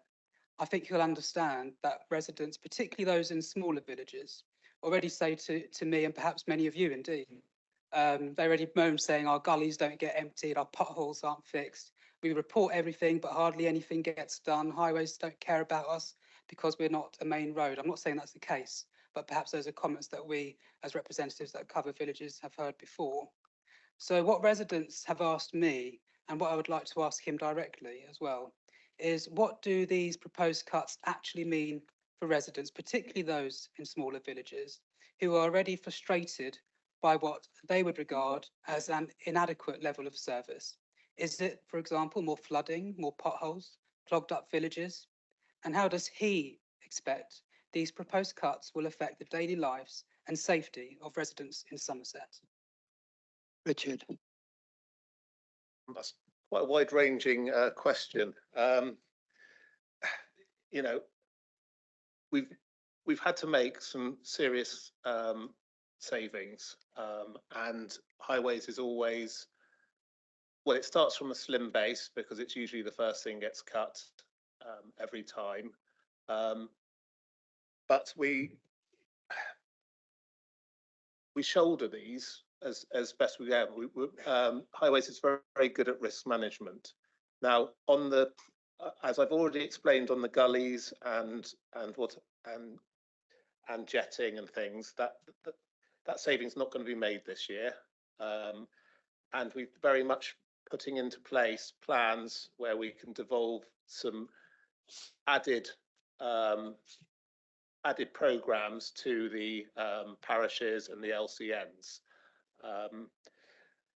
On traffic safety, there are some specific savings. It's not ideal. I won't try and hide behind it. These are painful savings at the end of the day. But you know, over half of the 150k saving on CAP 23, for instance, will come through new income generation rather than an actual saving. 58k of that is going to come through not appointing 2 posts that are already vacant, and I think that's in data analysis and social media work. Only about 15k of savings comes through the reducing of our budget for public-facing campaigns. As for the crossing patrols, we are still making some savings there, but we've reduced the amount of savings on that by over 50%. So we're going to ask each school that is currently receiving some funding from us that they will have to find an extra £500, which we think is achievable. Now, we have tried to go to all the schools and the heads, but obviously we've been in half term. But we will work with the schools and we will work with the parishes that it concerns. Yeah, I mean, at the end of the day, we have to make savings. We've made some savings. We've been through scrutiny. A lot of issues were picked up, and we've made some big changes to what we've proposed. We will work from a risk management situation the best we can, as highways always have.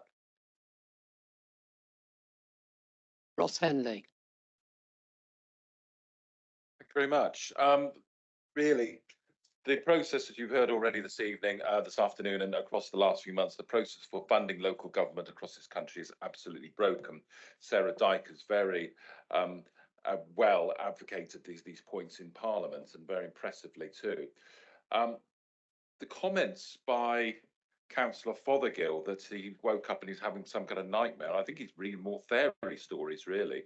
The idea that this narrative creation that Somerset is some kind of outlier which has been incompetent or has been slow to have low-hanging fruit and take over and take on board and embrace all these millions of pounds worth of potential savings from the unitary, it's baseless. It's absolutely baseless. It's an absolute fairy story.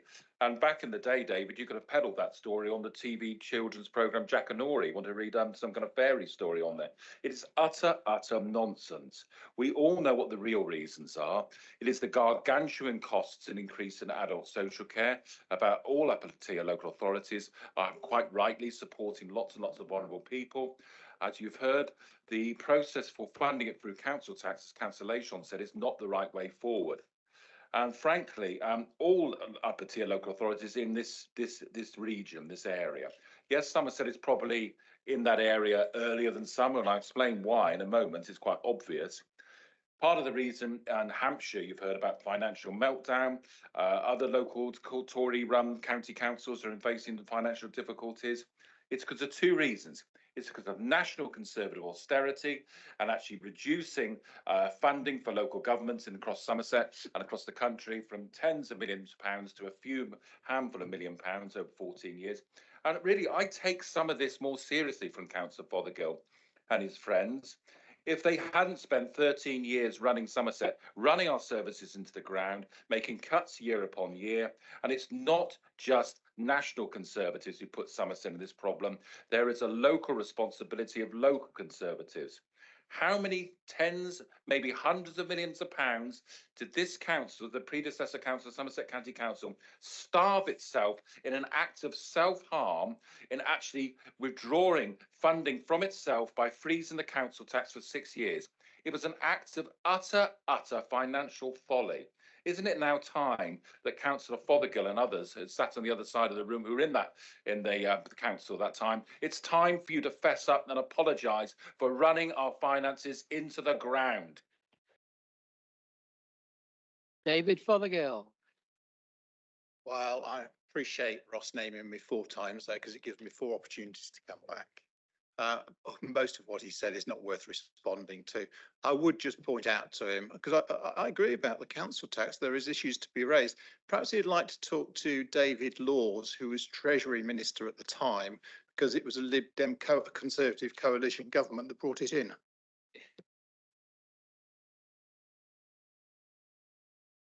Right, if we could move on now to Hugh Davis, please.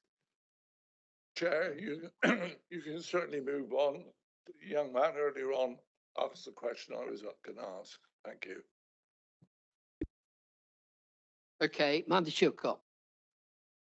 Thank you, Chair. I'll keep it as factual as I can. Fact number 1, on SIPFA, we've had a lot of advice from them. And like many in the room, I've attended lots of sessions, training sessions, SIPFA sessions. The advice was sound. We've heard some of it from Councillor Fothergill today. But he also said quite clearly, no well-managed council has issued a 114 in this country. That's advice that he gave us. That's fact. Second fact, we've already heard that the coalition government froze council tax. And if we look right around Somerset, there is a table, if you've read the papers, in as much detail as I have. It shows that many of our Lib Dem districts also had periods of frozen council tax. It's in the papers. You can read it there for yourself. So we need to be factual and equal when we say things like that. But just to move on to the paper today, the paper provides a balanced budget. We've heard that, but it's far from truly balanced. The budget setting process started with a gap of well over 100 million. We've heard that several times today, but only 35 million of that gap is being addressed with what we see in front of us today by cuts to services that our communities value and increasing fees. A capitalisation direction that we've heard about will not solve the budget gap. We've heard that numerous times from our 151 officer, and it's far from guaranteed. Even if the capitalisation direction is agreed, we've heard it's a temporary fix, a very expensive fix that just puts more on the credit card, the council's debt, for a generation to come and maybe more. I've been shouted at today from the other side of the room, trying to cow me into voting a certain way. But I'm here and I'm looking at facts and figures and what's presented in front of us. That's what I do, and I hope what we all do as councillors. We're being asked today to vote for a budget that repeats this pattern of overspending. And whilst the savings account, our reserves, we've already heard from the 151 officer, are being burnt through, we're now perilously close to the minimum reserves that we need. We've heard about other councils nearby wanting, receiving more than we do. Well, that's happening in an indirect way in Somerset now when this budget is approved today, as I'm sure it will be. Many of our towns and parishes have had costs shunted onto them, and some of the increases that have been seen have in effect for some of our really hard working and hard push homes in Somerset pushed the overall amount up of their council tax by between 12 and 13% when you look at the town and parish large jumps that we've had. And I will add that much of the advice to towns and parishes was just put your precept up. In setting a precept, they should be setting a budget, and to set a budget, they should know how much things are going to cost them. And sadly, the refrain that I've heard from numerous town and parish councils is, we don't know how much it's going to cost us. We can guess, but we don't know how much it is. So I'm sure more of them will be looking next year, once it's costed, to do something with their precepts. So my questions are around the bus route. We've had lots of representation from our public around the bus routes. I think we've had impassioned pleas. I think there are ways to retain our bus routes. I think there are different ways of running the buses, around frequencies, about how many buses. Do you remember when you used to come to the baby singing at the And I hope that that work can be ongoing, and I'd encourage you to do that. In fact, I've got a local resident that's come up with a great plan for our area. So I hope that that will be worked through, and that's all been sent through to officers to have a look at. I'd just like to pick up as well the consultation. And again, I spent a lot of time reading through the whole of the consultation, which I hope we've all taken the time to do. We had thousands of people respond, which is fantastic. It shows our residents care about the services we're delivering. But what I have to say is the top thing they wanted protected actually was our highways, was our potholes, was our pavements. And actually my first question is, what has the administration done to recognise that top concern for our residents in Somerset? So that's question number one. Liz and Richard. CAP 032 deferred for a year while we work with LCNs and parishes and try to find different ways to work. It was really important to me because, like you, I read the budget consultation summary and I could see that that was by far the top concern of people who responded. Richard. Yeah, can I just point out that all the savings went through scrutiny, and we listened very loudly at what was brought to us. You know, it's a difficult situation, but we did listen to what was brought to us at scrutiny. In fact, I even pushed something quite heavily, and eventually took it out myself because it wasn't being talked about, and that was a small saving to our trains. Which was a joint which was a joint amount put in by other councils. So not only did we listen, but I pushed even further on that. So I think to say, you know, we haven't listened. Yes, we have. Thank you. And I think our residents, really, the potholes and pavements, probably the things they'd like to see more money spent on. That's certainly not being considered, and we understand why. My next questions is around our staff, our precious staff. And it upsets me, actually. First of all, we had some questions today from the union, which represents 2,000 staff. They weren't heard today. I would have liked to have heard them. I would have liked to have heard the response. I think we owed that to our staff. I'm not sure why the question wasn't put. I found that disappointing. But a number of these savings have staff implications. That's what it says in the paper. And the approved HR processes and policies will be followed. I would like to have seen the effects on staff much more clearly in the paper. I would like to have understood which lines were going to affect staff, which areas are possibly going to lose staff jobs. And I'm not talking about the massive piece of work that's about to be done. I'm talking about what we're voting on today and the budget. So can somebody give me an indication, if there is one, as to how many staff and jobs are affected and in what areas when we are looking at today's budget? Thank you, Chair. That's my second question. Thank you. Ros, you wanted to come back. Thank you. Just wanted to correct one thing. Yes, you're right. It wasn't just Somerset County Council which had a freeze.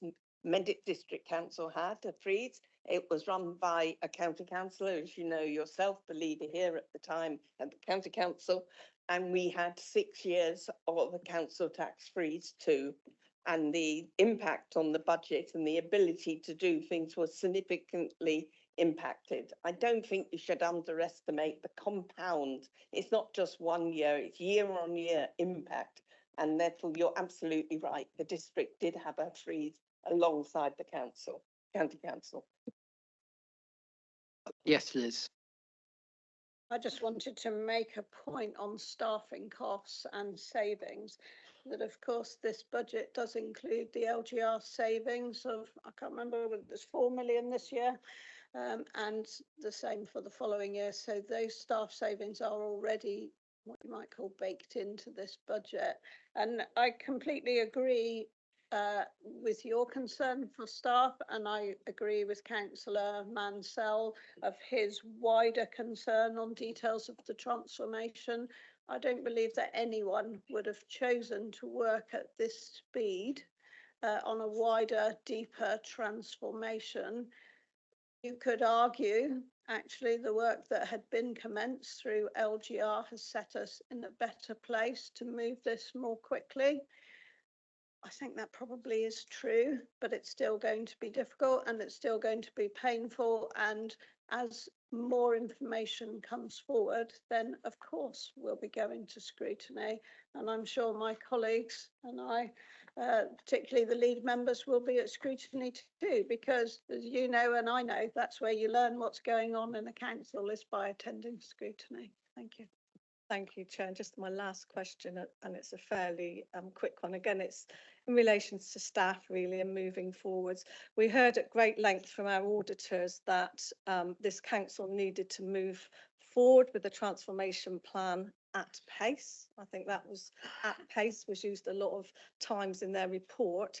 But in one of the questions today, there was a question given about the transformation of the workforce.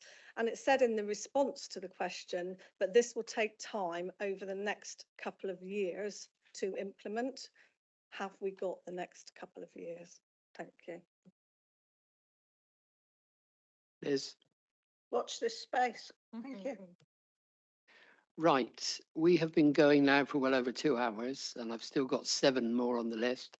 I'm going to call a 10-minute comfort break because I know people want to go out of the room. We're going to take those 7 names on. So it is Sue Osborne, Connor Payne, Dawn Johnson, Faye Purbrick, Graham Oakes, Jill Slocum, and finally Tessa. So we're going to take them in that order and then we will move on to the vote. So Sue, if we could start. Also, you have a question which is on Appendix B, which relates to the budget. If you could include that, please.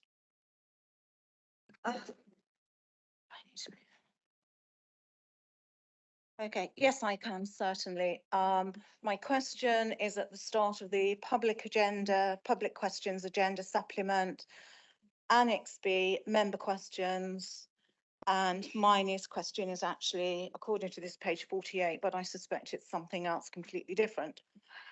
My question was, there is a newly created fund in the 24-25 budget for £600,000 to cover the overhead costs of assets and service devolution to city, town and parish councils.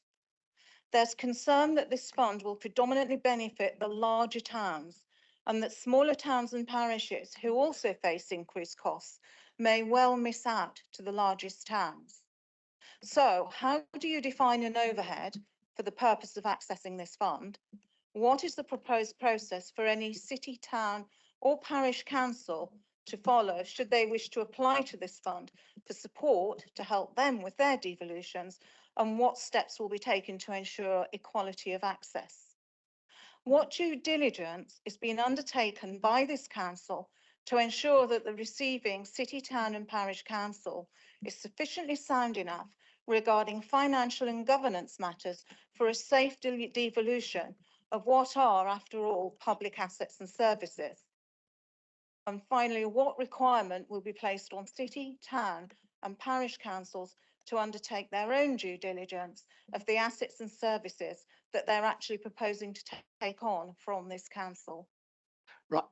Before you go on, I was just going to come to Liz, if you want to reply to that one, and then I'll allow you to put your other questions. Chair, do you want me to read out the response? Okay. So the £600,000 reserve proposed by executive for overhead costs of devolution is intended to provide capacity within Somerset Council to progress agreed devolution priorities at pace, whilst enabling services to continue to deliver their existing responsibilities. This capacity is likely to include legal advice, specific assets related input, and where relevant to the devolution agreement, HR advice. It is not envisaged as a fund to which local councils, by that I mean parish, town, city councils, could apply. Though the recently agreed assets and service devolution framework provides a process and governance framework for the council and for the receiving city, town and parish councils. Risks and respective obligations form a key part of devolution related discussions and negotiations. We are in dialogue with representatives of the city, town and parish sector to see if there is a way for them to support local councils to access specialist legal advice. Whilst we will do all we can to work in partnership with the sector to ensure that any devolution agreement has the best chance of delivering sustainable outcomes, it is ultimately for each party to undertake its own due diligence. So I finished by saying we would welcome corporate and resources scrutiny attention on this intervention. So that is the spend of that reserve to ensure that it is used effectively and efficiently. And then I say, I hope that you will support this essential initiative through budget setting today and through scrutiny in the future. Thank you. Sue, if you'd like to give your other questions now. Yes, I'll certainly give my other questions. And just to come back to Councillor Layshaw, I think one of my town clerks did pick up on your response to this question, and I think was somewhat disappointed that it seemed as though there wasn't going to be an opportunity for perhaps smaller parishes to benefit from this when they don't necessarily have the economies of scale that the very largest town councils do. Following on from that, I'm going to refer to Appendix 15, which was the cumulative impact and risk for the MTFP. Again, there was concern reading this that there was no mention of the possible risk to city, town and parish councils of devolution or not even being able to take on services, because a lot of the people who sit on town parish councils are volunteers, and some councillors are already expressing concern as to whether they'll be able to sort of cope with the extra work going on, that they will probably get some of the flack for what is going on, and what is the risk of seeing an increase in councillor resignations, and also no one coming forward to replace those councillors, so an increased risk of inchoate PCs and a possible undermining of democracy and activity at the very basic, at the coalface of local democracy. It's probably very similar and maybe follows on from the points Gwyl raised earlier. Liz. Yeah, Thea will come in, I'm sure. I just want to make a point, though, first of all, that some of the best questioning I have had on the financial position of this council has been at parish councils. And when I went to the SALCS, Somerset Association of Local Councils, the questioning that the leader of council and I had there was of an incredibly high quality and a level of understanding that sometimes has felt greater even than at this council. So I'll add my tribute to those people who, you're right, are mostly volunteers. There are very few councils that pay any kind of basic allowance to parish councillors. And it is, of course, it is for every organisation to do its own due diligence. And of course, you can have a council, a parish council that can be really forward looking this year and then go past an election and all the personnel change, or some of the personnel change, the chairs change, and some have chairs and leaders, some have one person who does both. It is, I understand your concern. I just want to make the point that it is for each organisation to do their own due diligence, as I said in my answer. And I'm sure Councillor Butt-Phillip has more to say on the number of councils that have come forward. Thea. Merely to make a couple of observations in response. The first is, of course, that no city, town or parish council is going to be required to take on any assets or service. It is something that they will each decide, and I'm delighted that so many of them have expressed an interest in doing so, but it is a decision for each of them on their own. And the second observation I wanted to make in response is that whilst it could be said that as the level of responsibility for city, town and parish councils increases, there may be more for those volunteers to do, and it will be a fundamentally different role if the council grows substantially. It can also be the case that it can be easier to recruit volunteers if they feel they can make a difference to their community. And as we see a stronger city, town and parish council sector, I also think there will be cases where it is more attractive a role to take as people feel that they can set a stronger direction for their communities. Well, we'll see what happens, but I think I've been around long enough to know that town, city, parish councils come in all sorts of different shapes, sizes, temperaments, abilities and willingness, and that varies over time. But there is a risk there that some of the more negative effects could accelerate much more quickly, and that's something I don't think any of us would want to see.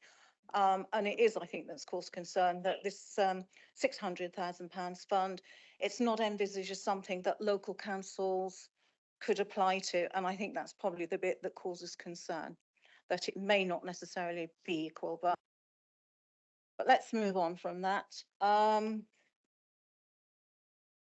My next question concerns adult health and the different savings there, which we know we've got to make. So no pressure on adult services. I think it's one of the directorates that's got to make the largest savings because we're probably the largest we're the sort of largest user of funding, and no wonder.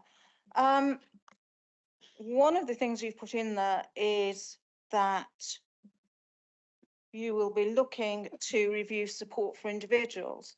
The last set of performance figures I saw on that was that we're actually quite behind in doing those annual reviews for individuals who are on a care plan.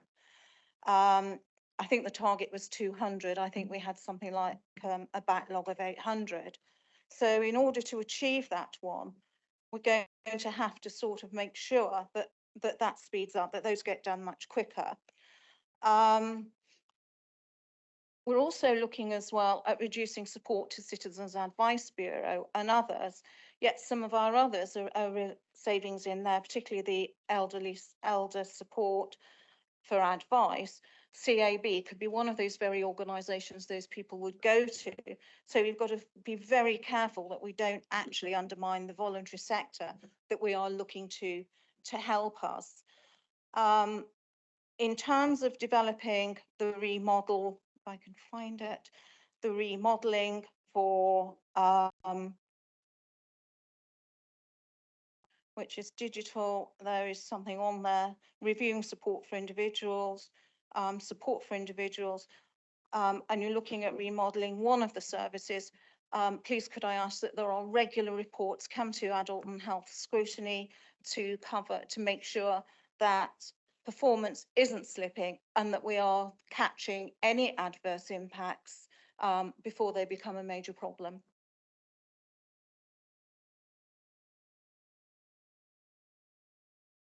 Is that the final one? If you want me to ask my final question at the same Yeah. time, just to save time, that would have covered CMS 008, which is about, again, the potential removal of the mobile library service.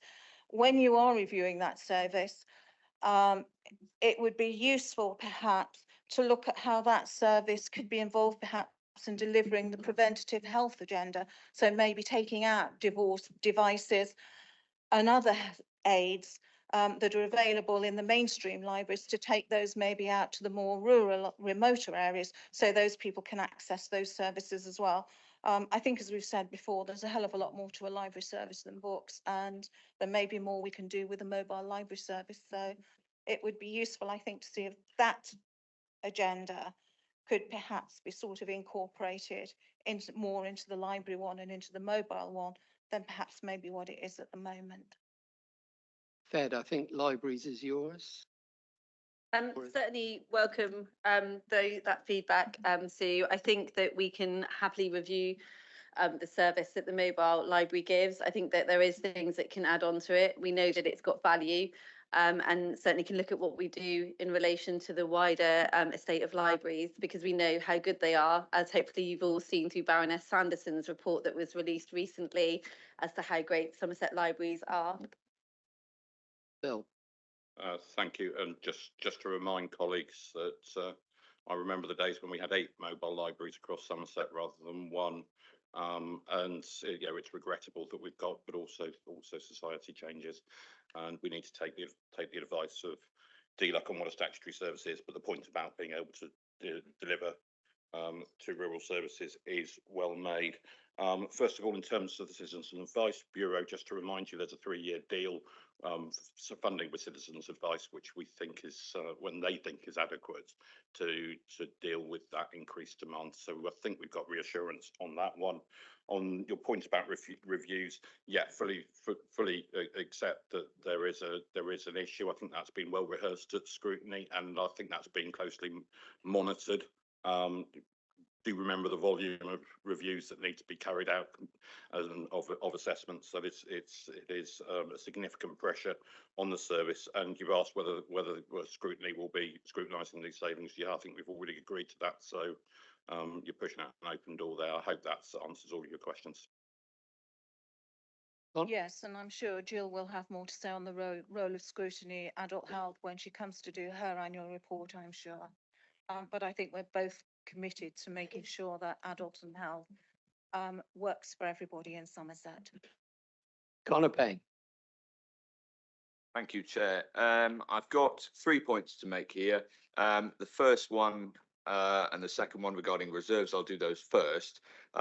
That's regarding Appendix 10, referencing number 38, page 417. There is £50,000 available for cycle paths in those reserves. Councillor Wilkins, I asked a year ago of your predecessor whether Chard could possibly get a cycle path, to which the answer was there is no money. So why are we holding reserves there? Is that a saving that can be made in this budget? Thank you. Just to say, I share your enthusiasm for active travel. Unfortunately, the 50k is for a committed scheme. I understand it's an amount of money set aside by Mendip to cover land purchases and land agent fees for their work on active travel routes, and it's a contractual commitment. So unfortunately, it's not available.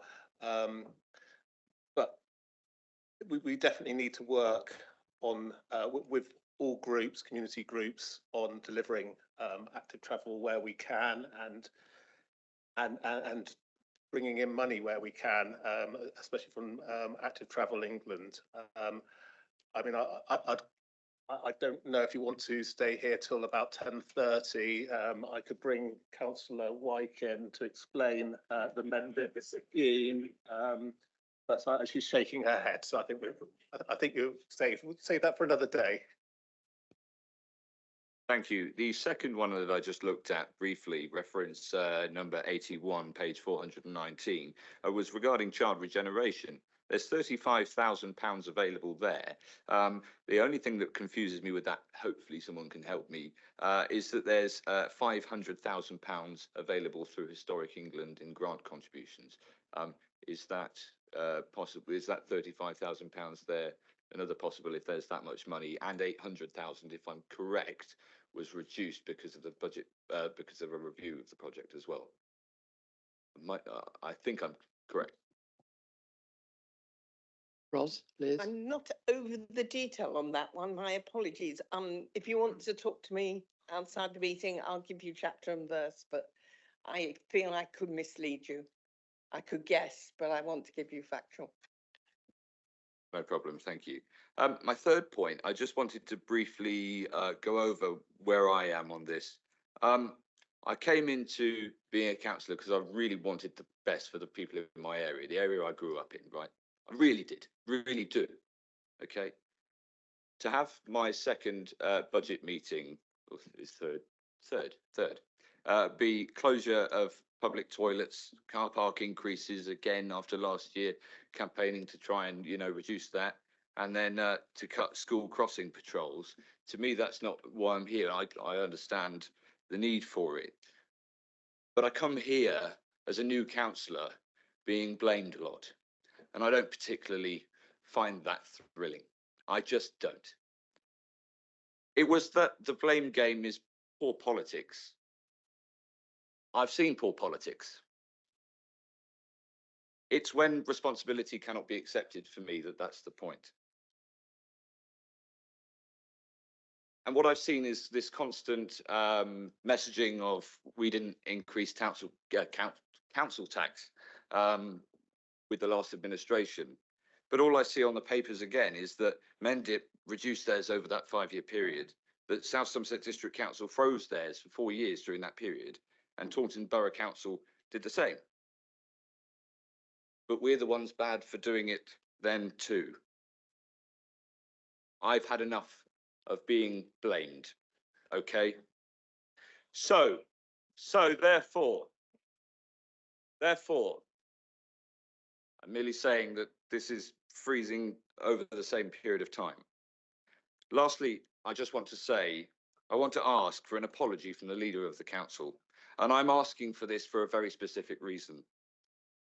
Over the last couple of weeks, months even, I've had another pressure on my mind amongst all the other things I've been doing. I've been cooking meals for my nan who is dying of cancer.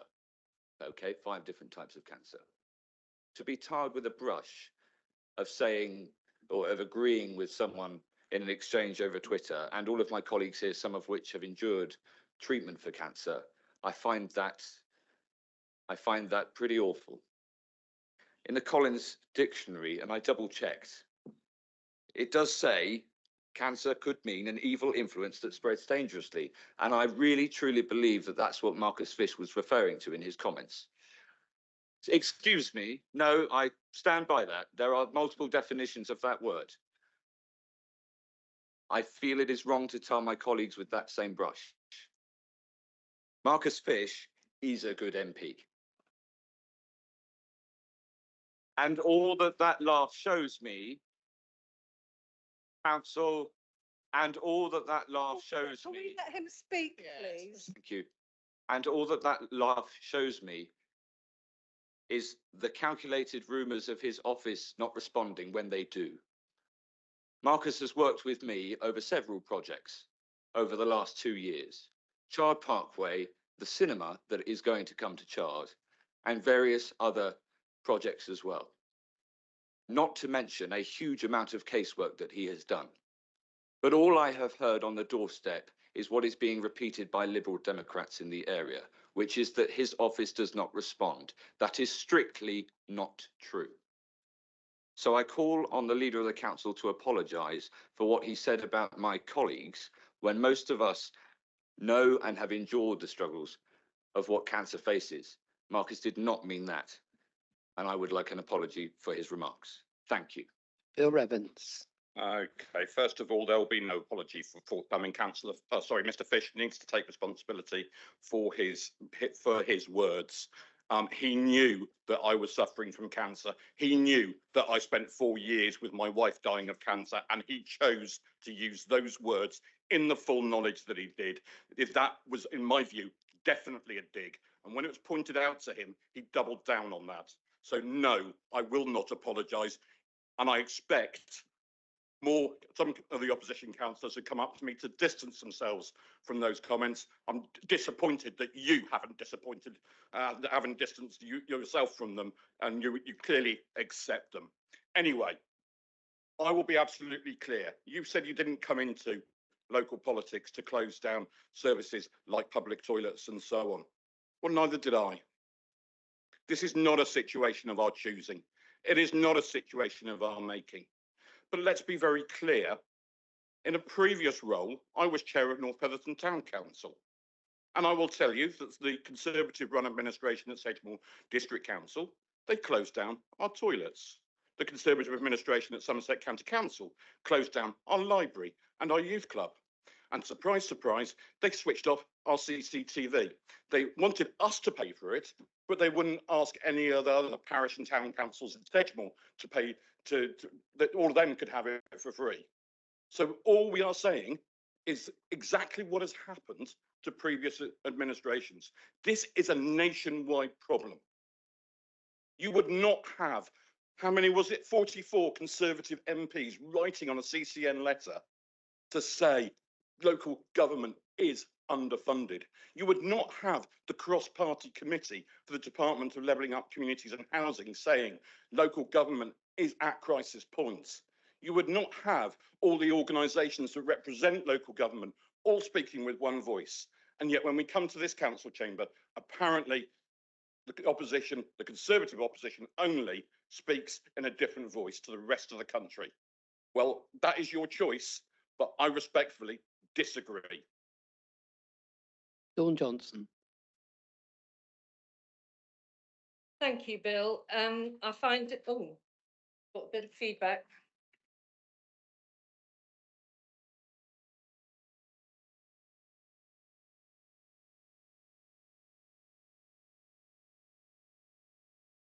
Try again? Perfect. Thank you. I feel I'm sitting in a bit of a surreal environment here. I feel like I'm in a bit of a parallel universe from the people sitting on the opposite side of the room.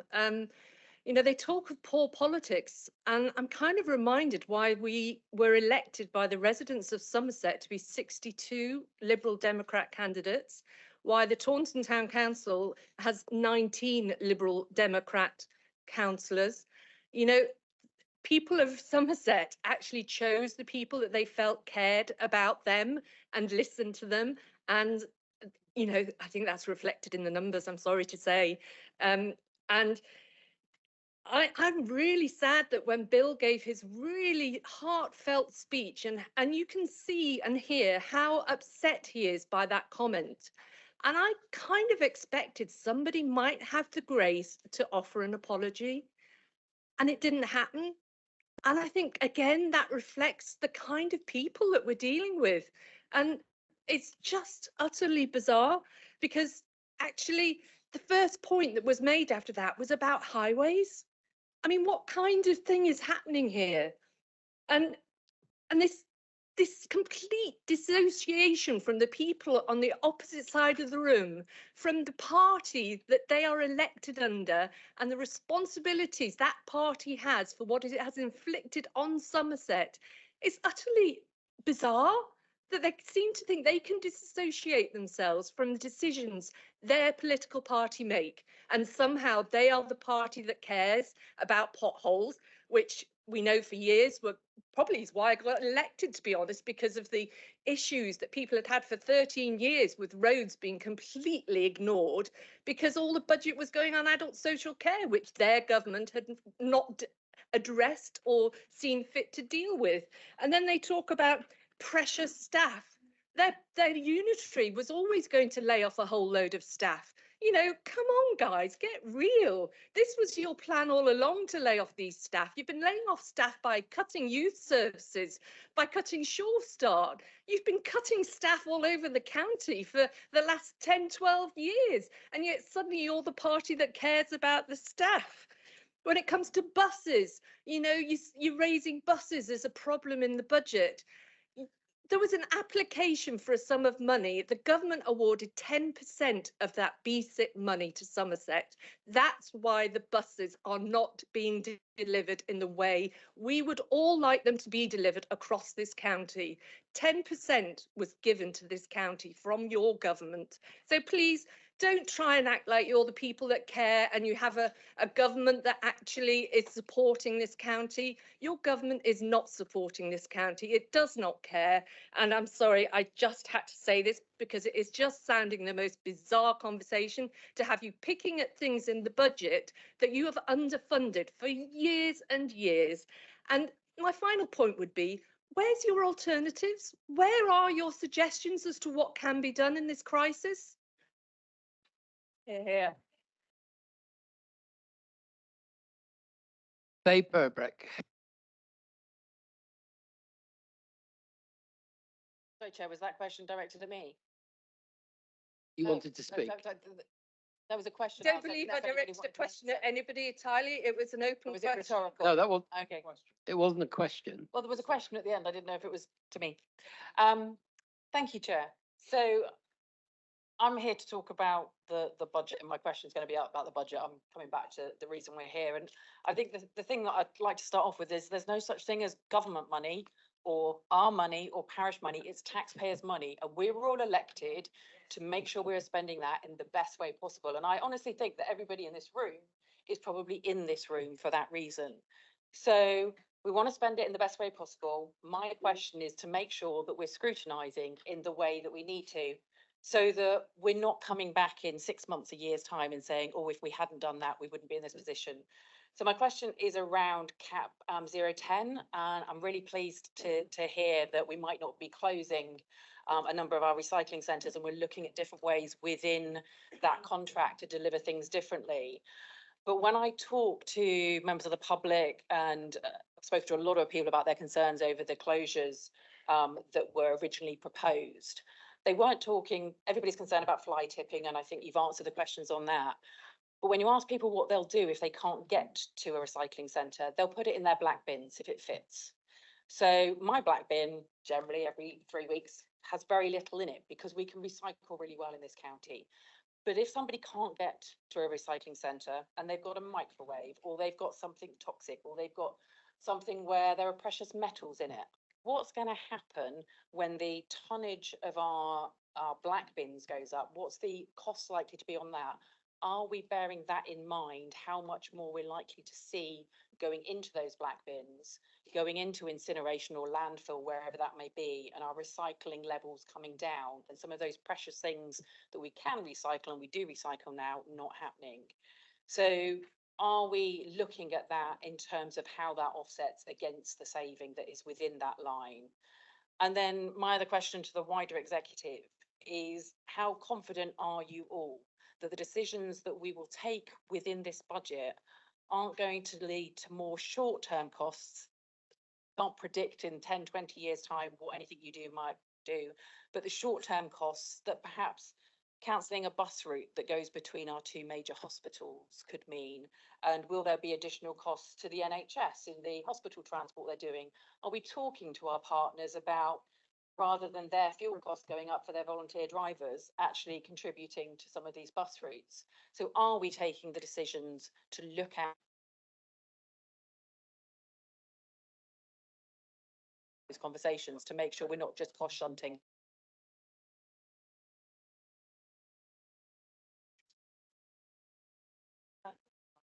So the last bit was, are we making sure we're having those conversations and that we're not just cost shunting that's going to come back and cost us more? Thank you. Bill Revens.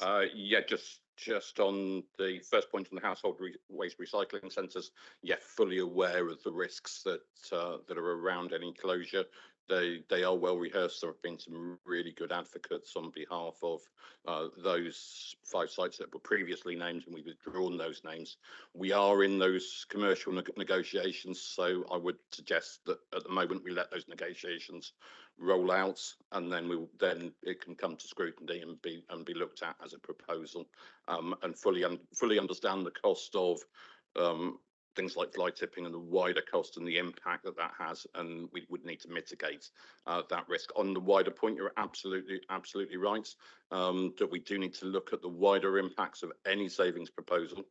That all being said, remember that we are in a position where we have to land a balanced budget or we will have that position of a section 114, and then we'll have commissioners making those decisions. And that's why we think that we're the better people to do that, because we can work in partnership with our local communities to try and find the ways to mitigate the difficult decisions that have to be taken. And that goes along with the work you mentioned, the bus routes.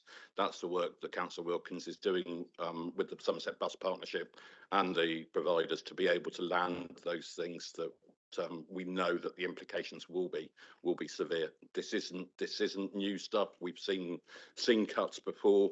And we are seeing cuts across the country. And you're absolutely right. All money is government money, but money is money. Oh, sorry. All money is taxpayers' money. Sorry for misspeaking. But how that is raised, it needs to be fair. And so we need to get back to the fundamental point that council tax is not a fair tax, and certainly not a fair tax to pay for adult social care out of. And I think I was looking at a statistic that an £11 million house in Westminster pays on the top band in Westminster pays twice as much as a Band A property in Bridgewater. And I'm sorry, but the equality in there is really, really unfair. And I think that the balance has gone way beyond what is reasonable for council tax to pay for. Yeah, we can't solve that today.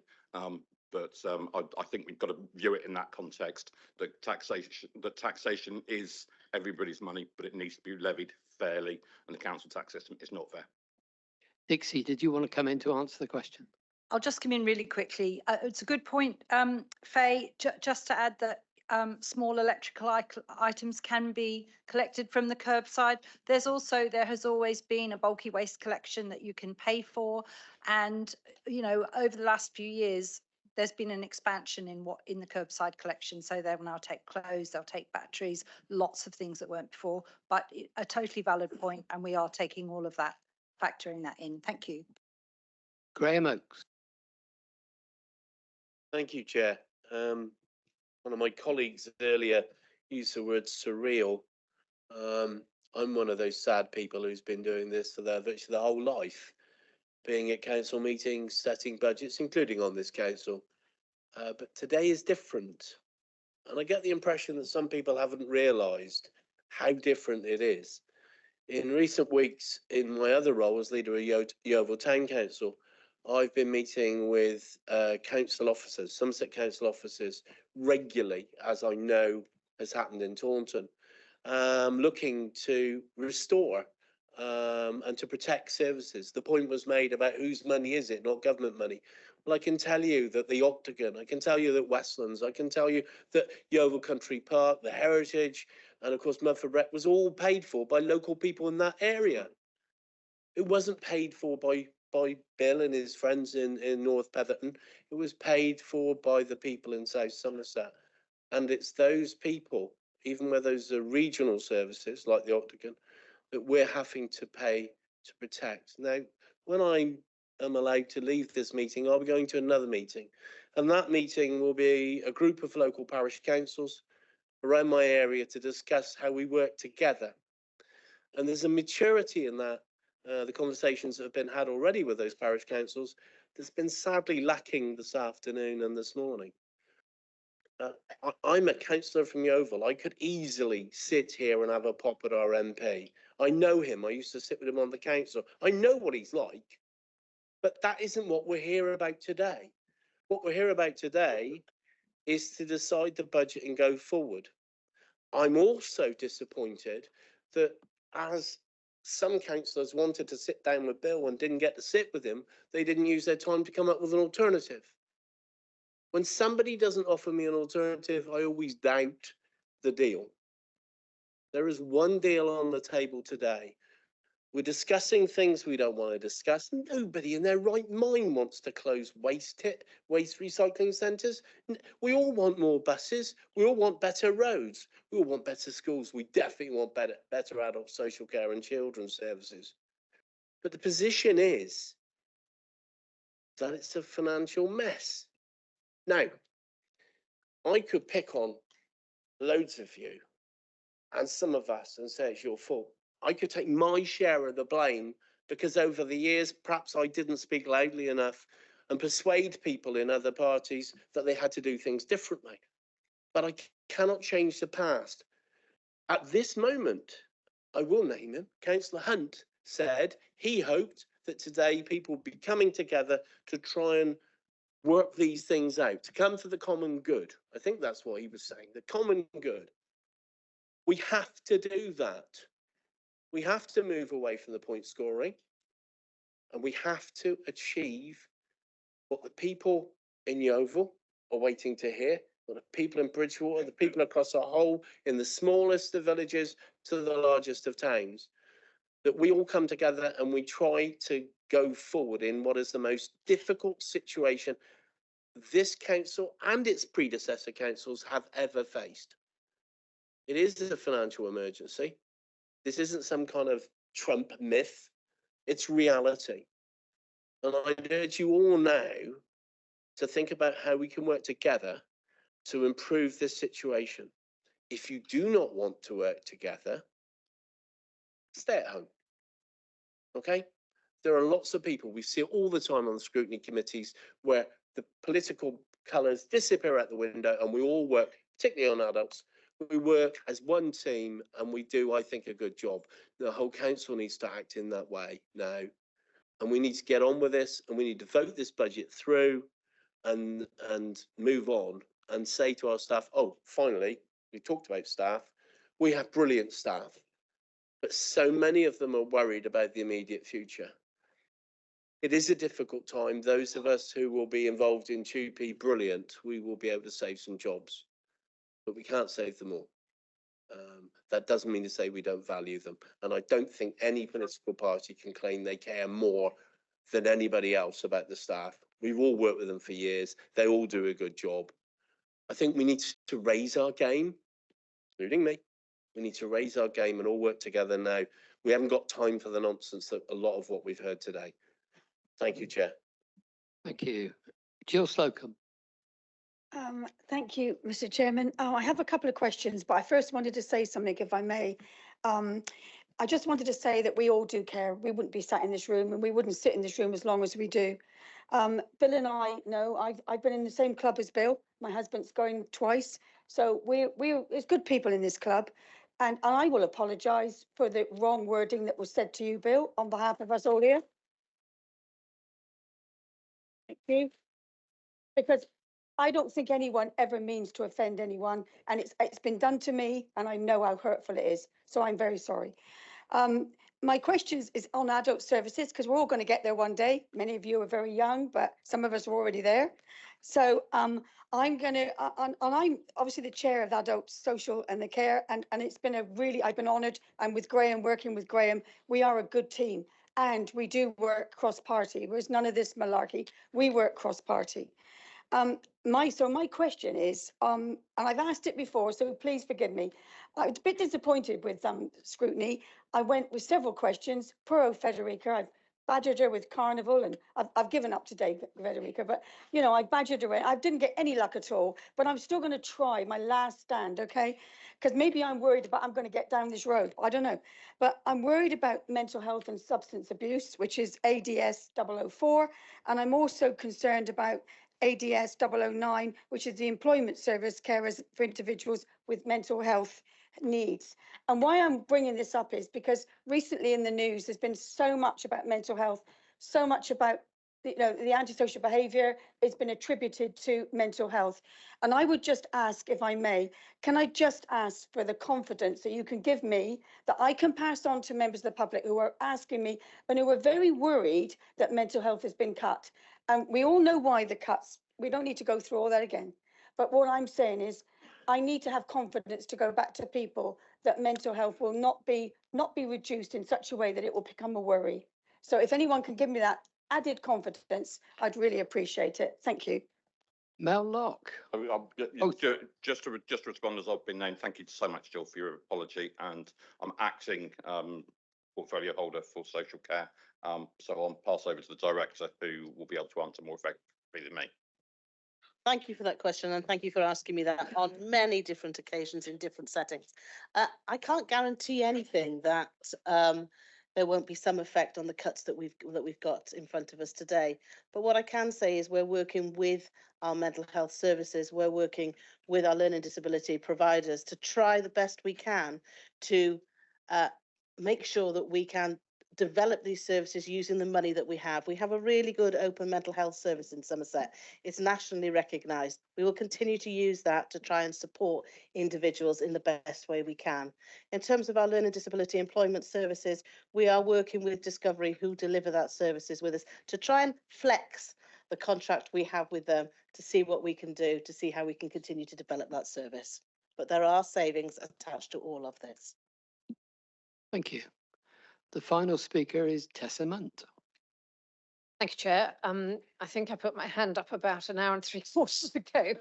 So the moment may have passed. However, I just wanted to address one of the comments that was made by the other side, and that is that indeed the council tax, there was an encouragement from government to freeze council tax, but that was for a period of 2 years, and the Treasury actually compensated councils for that 2-year period for the lack of income that they would have. No, that is correct, David. That is exactly what they, well, it might not have been the Treasury, it might have been somebody else in government, but there was actually compensation for the freezing of council tax. And as I understand it, this council and one other chose to freeze 4 years beyond that. So there was a total of a 6-year freeze here, which has had a catastrophic effect and was financially not at all helpful. David, just very quickly. I just didn't want to prolong that. I think the figures you're looking for, it was a 5-year freeze with compensation, and this council extended by 1. That I'm not debating the point, that's just fact. Okay, right. A long time ago, the recommendations were put on pages 301 to 303, which now includes the amendment put forward by David Mansell and seconded by Lee Redman. This is a recorded vote, so I will pass over to David to take that vote. Oh, sorry, Liz. So thank you, Chair. So I do propose this budget for Somerset Council and pass to seconder Bill Redman. And formally seconded. Thank you, David. Okay, name votes. Councillor Ashton.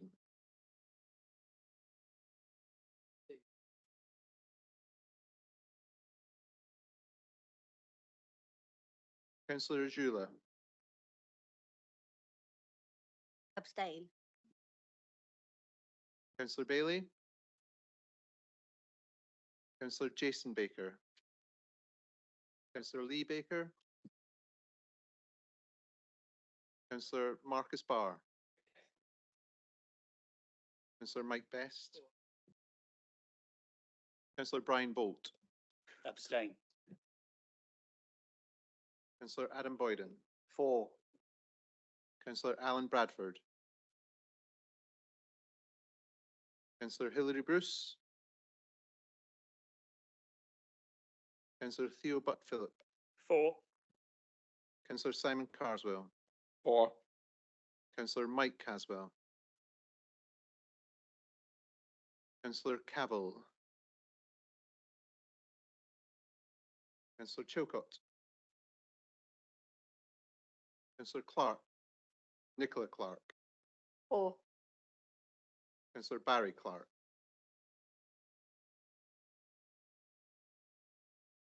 Councillor Clayton. Councillor Coles. 4. Councillor Collins. Councillor Cook Woodman. Councillor Nick Cotto. 4. Councillor Dixie Darch. Councillor Hugh Davies.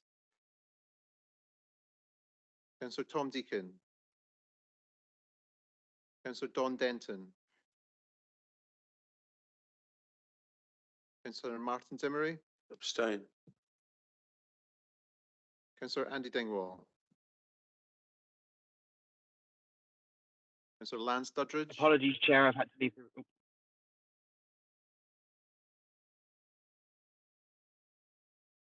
Councillor Michael Dunk. Councillor Sarah Dyke. 4. Councillor Ben Ferguson. Councillor Bob Filmer. Councillor David Fothergill. Councillor Andrew Govier.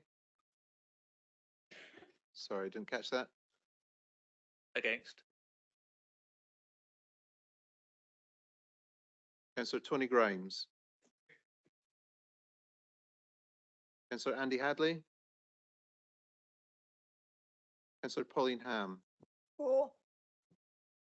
Councillor Philip Ham. Councillor Mark Healy. Councillor Benty Height. Councillor Alistair Hendry. Councillor Ross Henley. Councillor Mike Hewitson. Councillor Edric Hobbs. Councillor Henry Hobhouse. 4. Councillor John Hunt. Abstain. Councillor Don Johnson. 4. Councillor Andy Kendall. Sorry, Chair, I'm online now, so I can't vote. Thank you. Councillor Jenny Kenton. Councillor Tim Kerley. Councillor Marcus Kravis. 4. Councillor Christine Lawrence. Councillor Liz Leishton. 4. Councillor Tony Locke. Councillor Martin Lovell. Councillor David Mansell. Abstain. Councillor Matt Martin. Councillor Kevin Messenger. Councillor Tessa Munt. 4. Councillor Mike Murphy. Councillor Francis Nicholson. Councillor Graham Oakes. Councillor Sue Osborne. Abstain. Councillor Oliver Patrick. Councillor Connor Payne. Abstain. Councillor Kathy Pearce. Councillor Emily Perrelstone. Councillor Derek Perry. Councillor Evie Potts-Jones. Councillor Tom Power. Abstain. Councillor Hazel Pryor Sankey. Councillor Stephen Pugsley. Abstain. Councillor Faye Burbrick. Councillor Lee Redmond.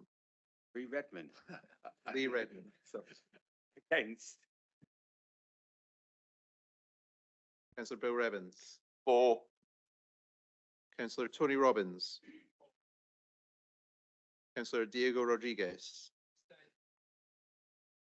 Councillor Joe Randall Green. Councillor Peter Seeb. 4.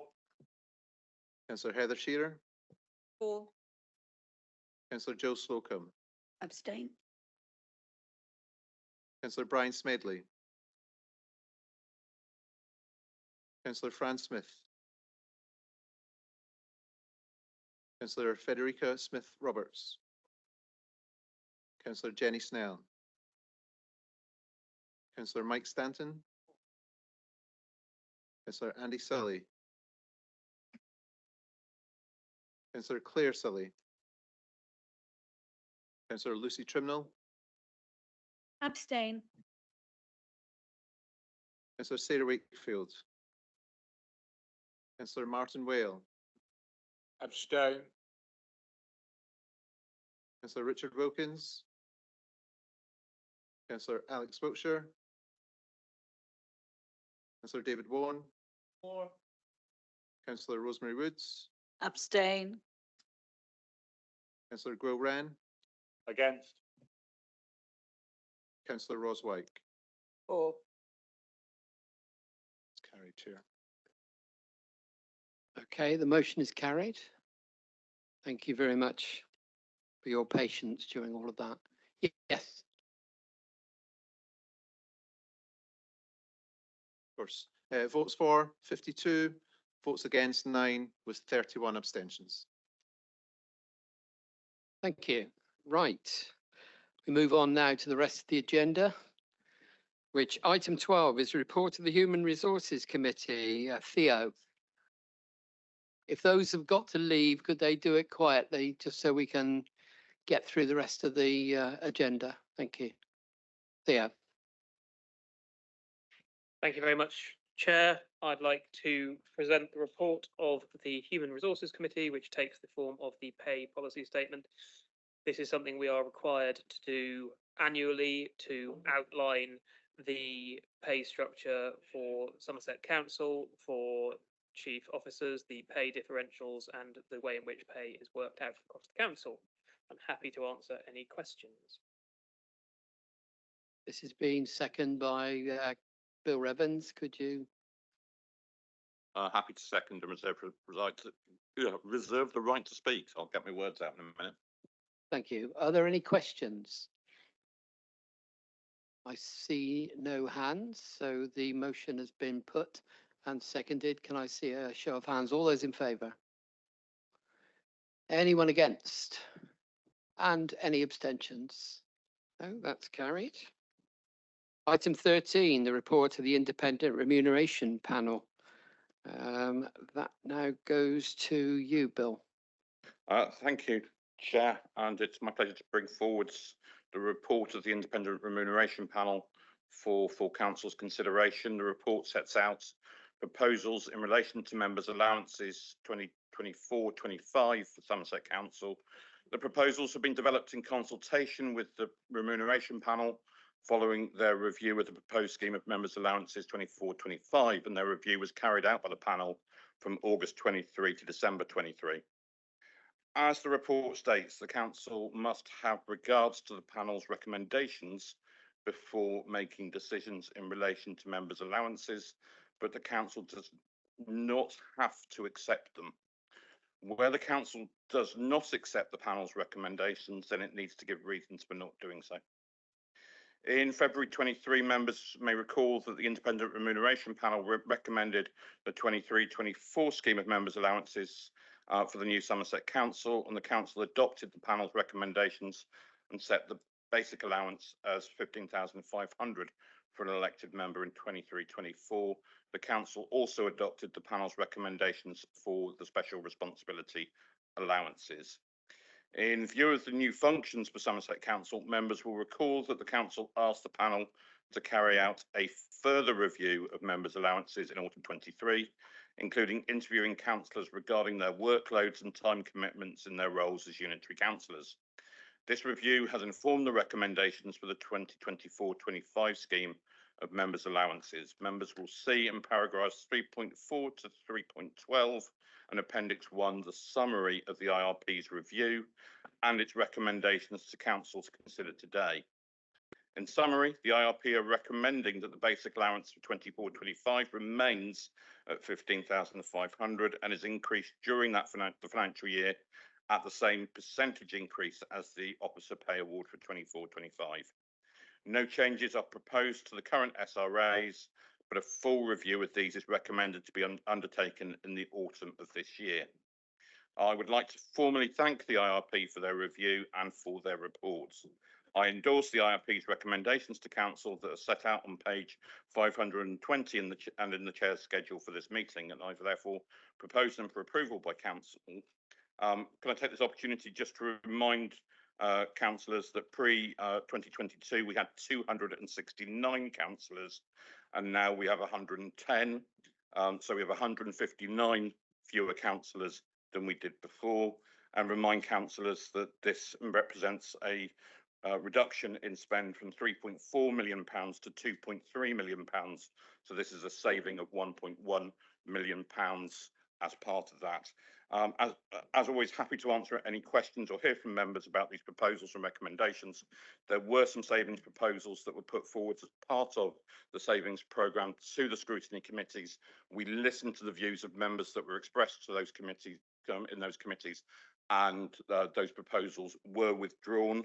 And I would remind any member that if they wish to generously sacrifice any part of their allowances, they would be very welcome to do so. Thank you very much. Theo, you're going to second. Would you like to say anything? Just to formally second and reserve my right to speak, I will only do so if necessary. Yes. I see a hand up. Yeah. Okay. Thank you, Chair. I was just reading through it, and on 6.4 it says members who are aged 60 and over who regularly use the train for council business may reclaim the cost of a senior rail card. I'd just like to say, can we suggest a further cost saver in the same way? If members use a train for council business, can reclaim the appropriate rail card, for example, the 16 to 25-year-olds and 25 to 30. Thank you. Bill. I will fully accept that amendment. I think it's a really good one, and thank you very much, Councillor Power, for putting it forward. I think that's yeah. I think there was a stereotype of the type of people that are councillors that was involved there, and I wouldn't want to endorse that stereotype. So I'm happy to accept that amendment in, and thank you to Councillor Fothergill for showing me his bus pass. Thank you, Mike Hewitson. Thanks, Chair. I just wanted to ask if the independent review panel actually speaks to any of the committee chairs. I certainly haven't had a conversation with them, bearing in mind that the audit committee has been through 5 years worth of work in 9 months. It would be, I took a little bit of umbrage to their singling out of the audit chair as being slightly more expensive than some of the other neighbouring authorities. I do think it would be very well received if they were to speak to all of the committee chairs to see what the workload is of running those particular work plans. Thank you for your question, Councillor Hewitson. I will pass on those views to the IRP for their review that they will be undertaking later in the year. Fully accept the huge volume of work that audit committee has had to do, and you do have our eternal thanks for getting through so many reports in a year. I think it was probably record breaking. Ros, you wanted to comment as well? I'd also would like you to consider the issue of the chairs of planning.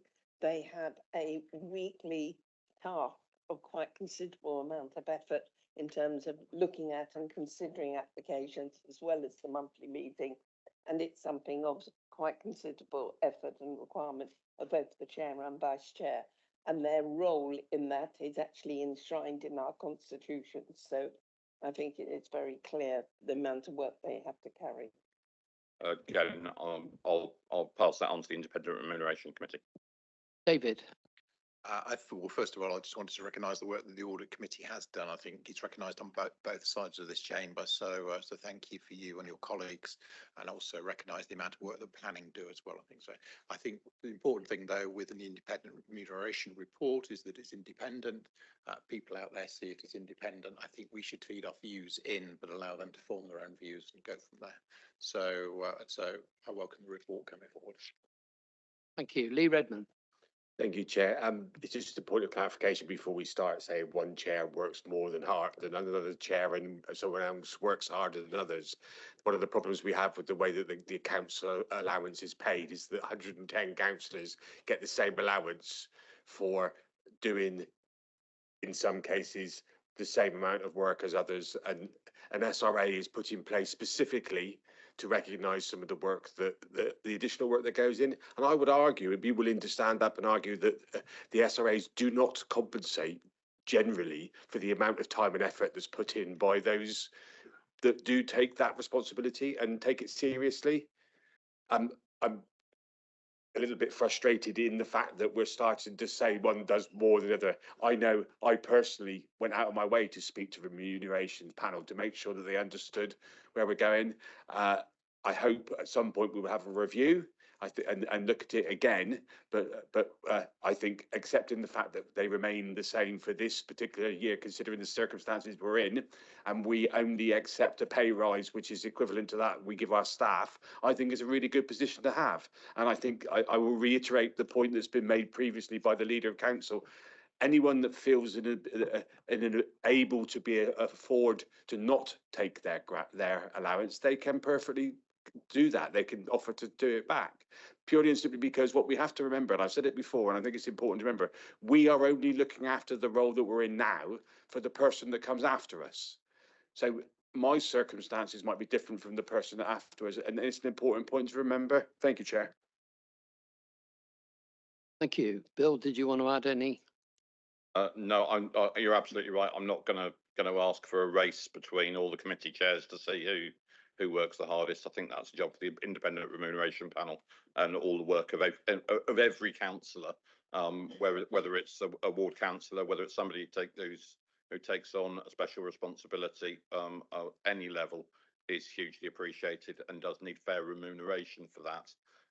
But the difficulty with the wider context of the council is, of course, we should be sitting in sackcloth and ashes, and some people's perception is we sit in palaces.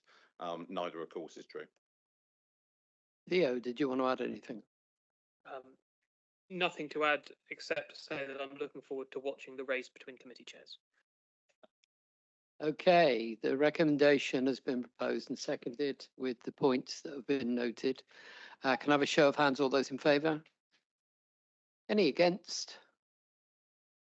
And any abstentions? Okay, that's carried. Thank you. Item 14, which is the report of the Chief Executive, and I pass over to the Chief Executive. Thank you, Chair. I'll be very brief. We had a vacancy. We have some very good candidates who could have filled that vacancy. So using the emergency powers to actually fill the vacancy between the council meetings, we did that. We're asking council in the recommendation on page 560 to endorse that decision. Okay, Bill, you're going to propose the recommendation. I am proposing and reserve my right to speak. Richard, seconds. Okay. Are there any questions? If not, it's been put forward, proposed and seconded. All those in favour, please show.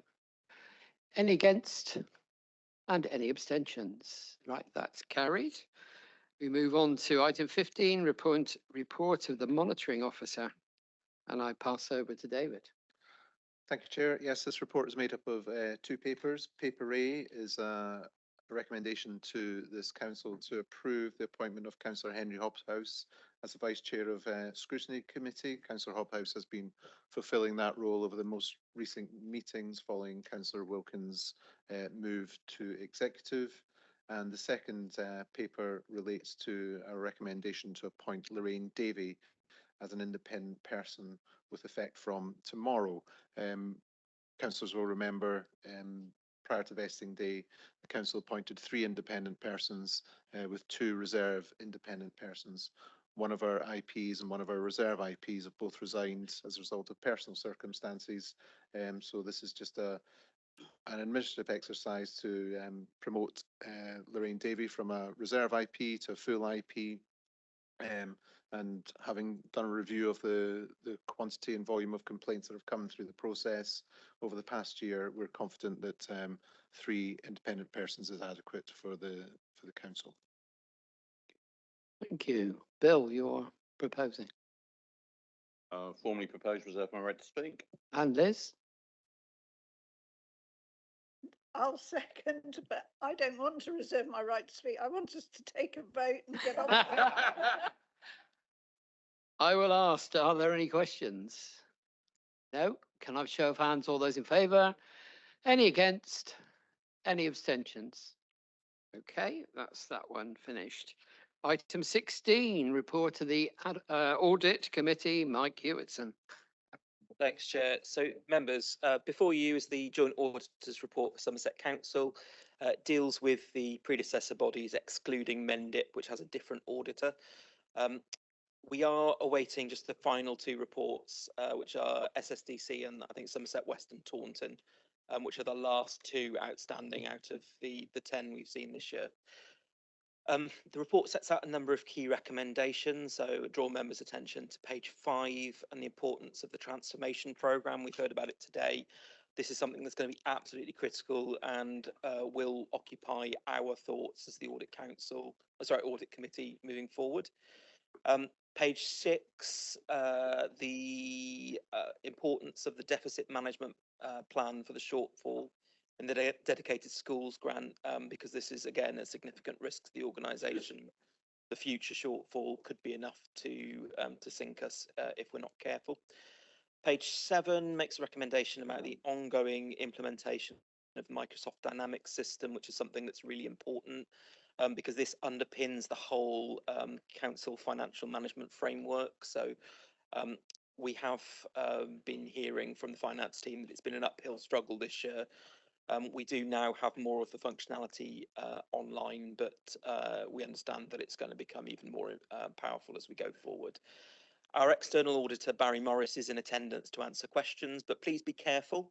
I'm not sure what the night rate for an external auditor is. It's probably as much as an emergency dentist and perhaps as painful. So if there are any detailed questions, then please feel free to ask. Andy Sully, you are seconding. Happy to second, Chair. Thank you. Mandy Chilcott. Thank you very much, and thank you to the Chair. Anybody wants to attend Audit Committee, cakes are provided, which has been helped throughout the year. As are 1,000 pages of reports. Yes, that's the sweetener for the 1,000 pages. Just to say for me, I suppose to extol the virtues of the Audit Committee. It's one of the few committees on the council that you get that whole view of the council. So you get a view across everything. So I'd really recommend councillors sort of have a look in from time to time. And actually, I think in many ways, it's the one committee that in some ways you can affect and support and help the council probably more in an audit than many other committees. Not that they're all useful, but it's just a different kind of approach. So auditors' reports are helpful. They're helpful in highlighting existing and emerging issues for any council. They give that independent view and also give suggested actions, which given our financial emergency and the immaturity of the organisation, the administration would do well to heed. Pages 588 and 589 and 560 give a summary of actions for Somerset Council to address, and words such as significant weaknesses in arrangements, the need to implement the transformation at scale and pace, and the need to implement robust risk management are all used. And they're all phrases that I've actually used in other questions today, and they've actually come from our auditors. On page 598, it states that failure to reduce the potential impact on reserves, and we've heard a lot about reserves today, could result in Somerset Council having to issue a 114 notice as soon as February 2024. And here we are today, it's February 24.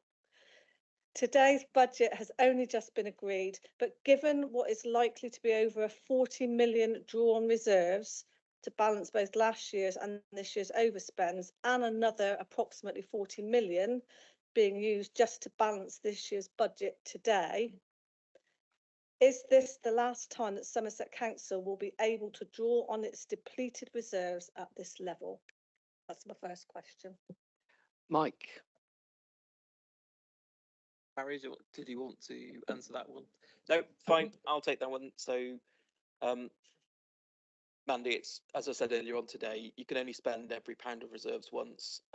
So for me, it's not a sustainable way to set a budget going forward. I think the Section 151 officer has set out the adequacy of the reserves in his Section 25 report today. So I don't want to second guess his professional judgment, but I would feel uncomfortable if we were in this place next year that we would not be able to set a balanced budget. So being absolutely honest with you, I think the answer to your question is probably yes, this would be the last point that we could. Sorry if that's too much honesty, but I believe that it's best in being straight with people. Thank you, and I agree. I think this is the last time that level of draw from reserves can be seen. So I just leave that point there. Thank you. Second question is, does this organisation have the capacity and maturity to take a system-wide transformation programme at scale and pace? Again, words from the report. Given the evidence of the slow pace of the past 18 months, and again, that's been reported through numerous meetings, and in the auditor's words, there is not a significant pipeline of savings identified, and that if the budget gap remains at the current level, Somerset Council will have negative reserves by 25-26. Again, the auditors are pointing out that, and I think our 151 officer has. I would agree with the report that Somerset Council will not be able to balance either this or future years' budgets. Wasn't a question, just a statement picking up what the auditors have said. I just felt it was important to say it, given the auditor's report in front of us. Thank you, Chair. Thank you. Mike, do you want to add anything before we move to the vote? If there's no more questions. As I said earlier on today, the transformation plan is one of the critical risks for the organisation going forward. It has to be able to deliver significant savings in order for the council to become sustainable. So there's no two ways about that. It is the only route out of this problem for us. So I want some assurance from the senior leadership team, and we're going to need to delve into that in greater detail through audit, which, as Mandy has said, does work very well as a non-partisan mechanism by which we can delve into the detail of the governance surrounding these sorts of programmes. So it's absolutely top of my agenda for the coming year's work plan. Thank you. Andy, do you wish to add? I don't think we need to add any more. Thank you. Okay, the recommendations A and B have been put. Can I have a show of hands, please? All those in favour? Those against? Any abstentions? Okay, that's carried. We move on to items for information. Item 17, report of the leader and executive for information. Bill. Normally table, can we move on to 17.1? Are there any questions for the leader? Yes, David. Just a very brief question for Richard, if I may. We were in correspondence about the protocol for closing the floodgates. Again, closed today, been a problem once again. It's not shown on the public website, but the floodgates are closed. People are trying to use the gates, use the roads, which particularly the new road in North Curry to Eastling. We just need to get the protocol right for closing the floodgates. It's causing a lot of problems locally. And I know we've spoken, but if we could just pick that up, please. Thanks, Dave. Sorry. Thanks, Chair. Thanks, Dave, for highlighting that. I will get on to it. Thank you. Any further questions for anybody? No? Okay. Yes, sorry.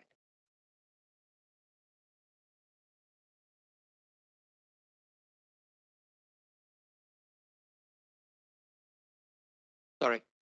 17.1, which is the annual report for lead member for adult services. I know, Bill, you're going to take this. Yeah, it's tinged with huge sadness because I'm presenting an annual report. Well, I've been acting in the role for 7 weeks on behalf of Dean. So a lot of this does recognise his contribution to the council, and I know that the team in adult services greatly miss his input and his contributions, and we'd like to formally recognise his work in support of this service. Social care is such an important service for the fabric of our society. It enables and it transforms lives. We need people in Somerset to live healthy and independent lives, supported by thriving, well-connected communities with timely and easy access to the support that people need to be able to live their lives to their full potential. The challenges within adult social care are very well rehearsed, but in spite of them, our staff and partners continue to work tirelessly to deliver our statutory duties to the best of their abilities, and we should be very proud of the many developments and successes that have been achieved over the last 12 months I would ask members to look at the statistics set out on pages 662 to 663 of the report, which I think do speak for themselves about how we are still delivering for the people of Somerset. I'd also draw members' attention to the 4 strategic plan priorities about prevention and early help. Particularly impressed by the work around the independent living centres that we're jointly commissioning, and also the carers support service. Having been an unpaid carer, I know the challenges that are involved with to support 3,000 directly and indirectly 20,000. We're also, the second priority is around right support, right place, right time. And in that, I would just really highlight the personalised care at home capacity that we get through our micro providers. They are a notable addition to how we provide need at home. I'd also like members to note that the levels of unmet home care need have vastly improved.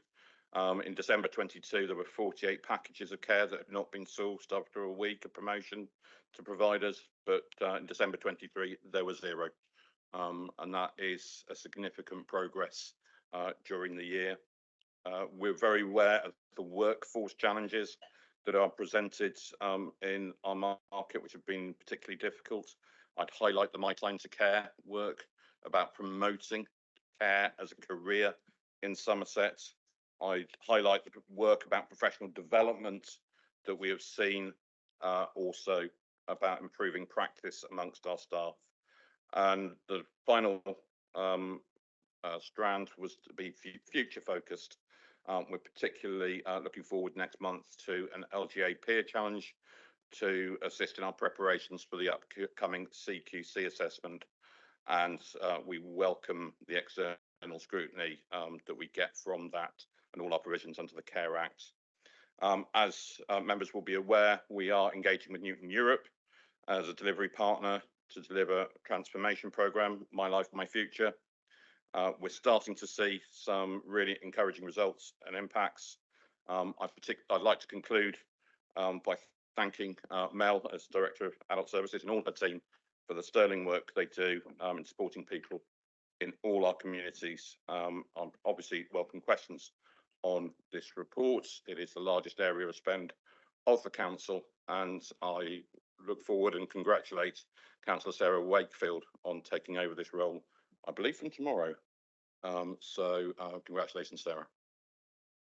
Any questions for Adult Services? Yes, David.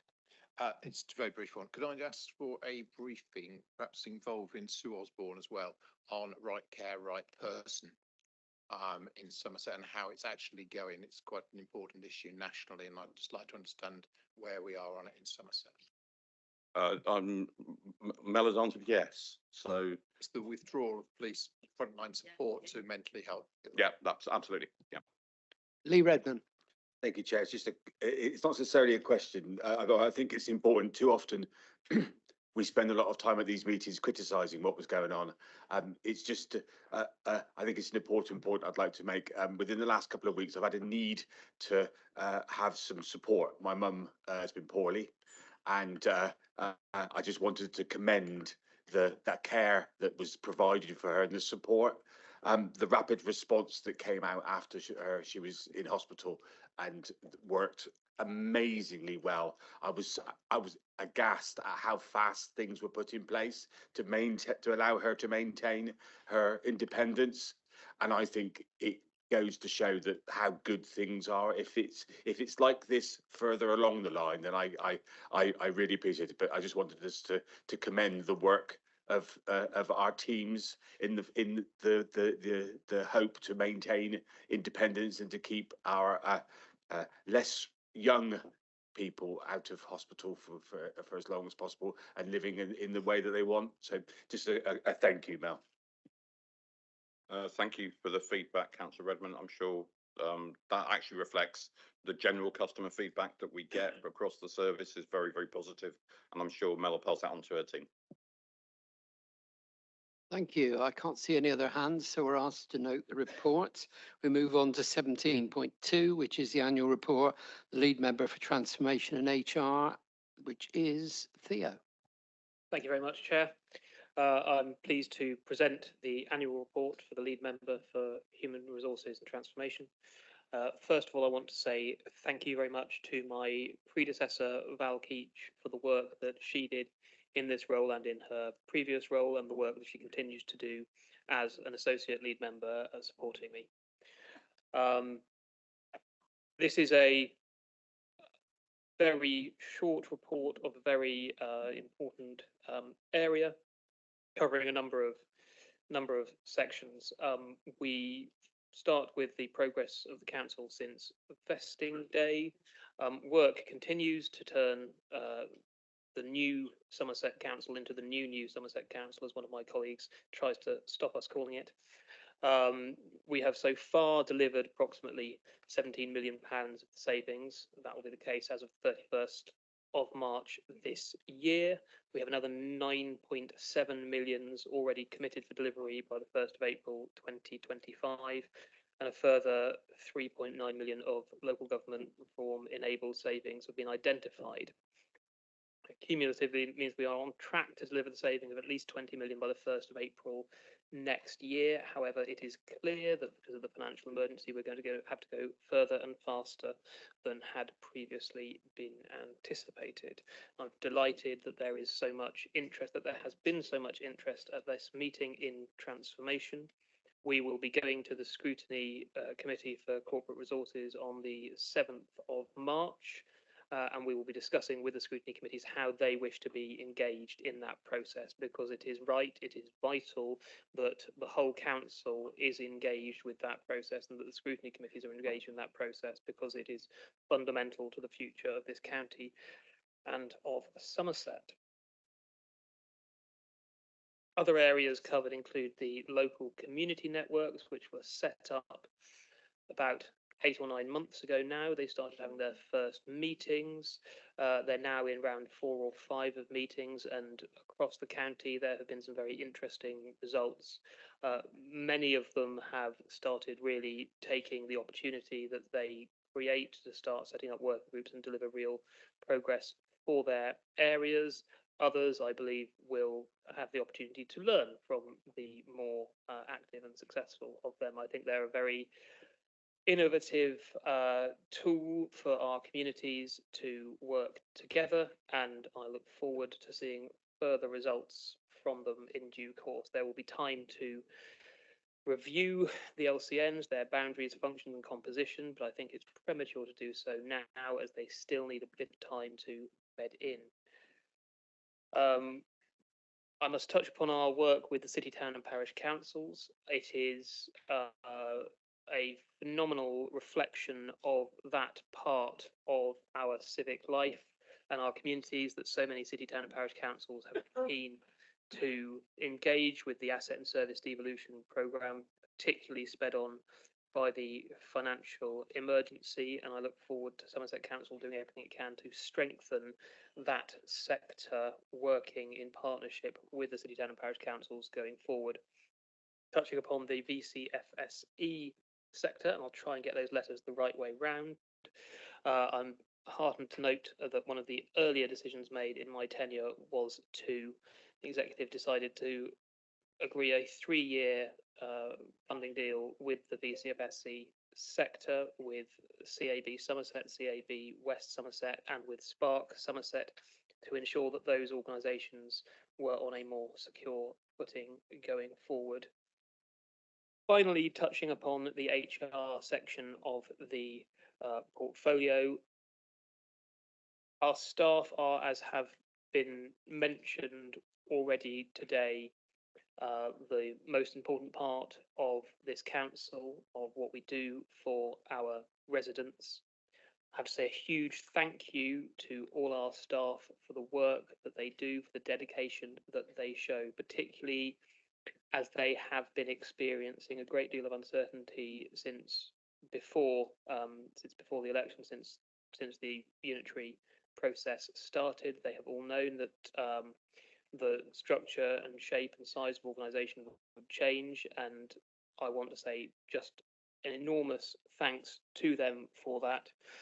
We know it is a very challenging and unsettling time, and we hope we will be able to manage the ongoing workforce programme as sympathetically as we can.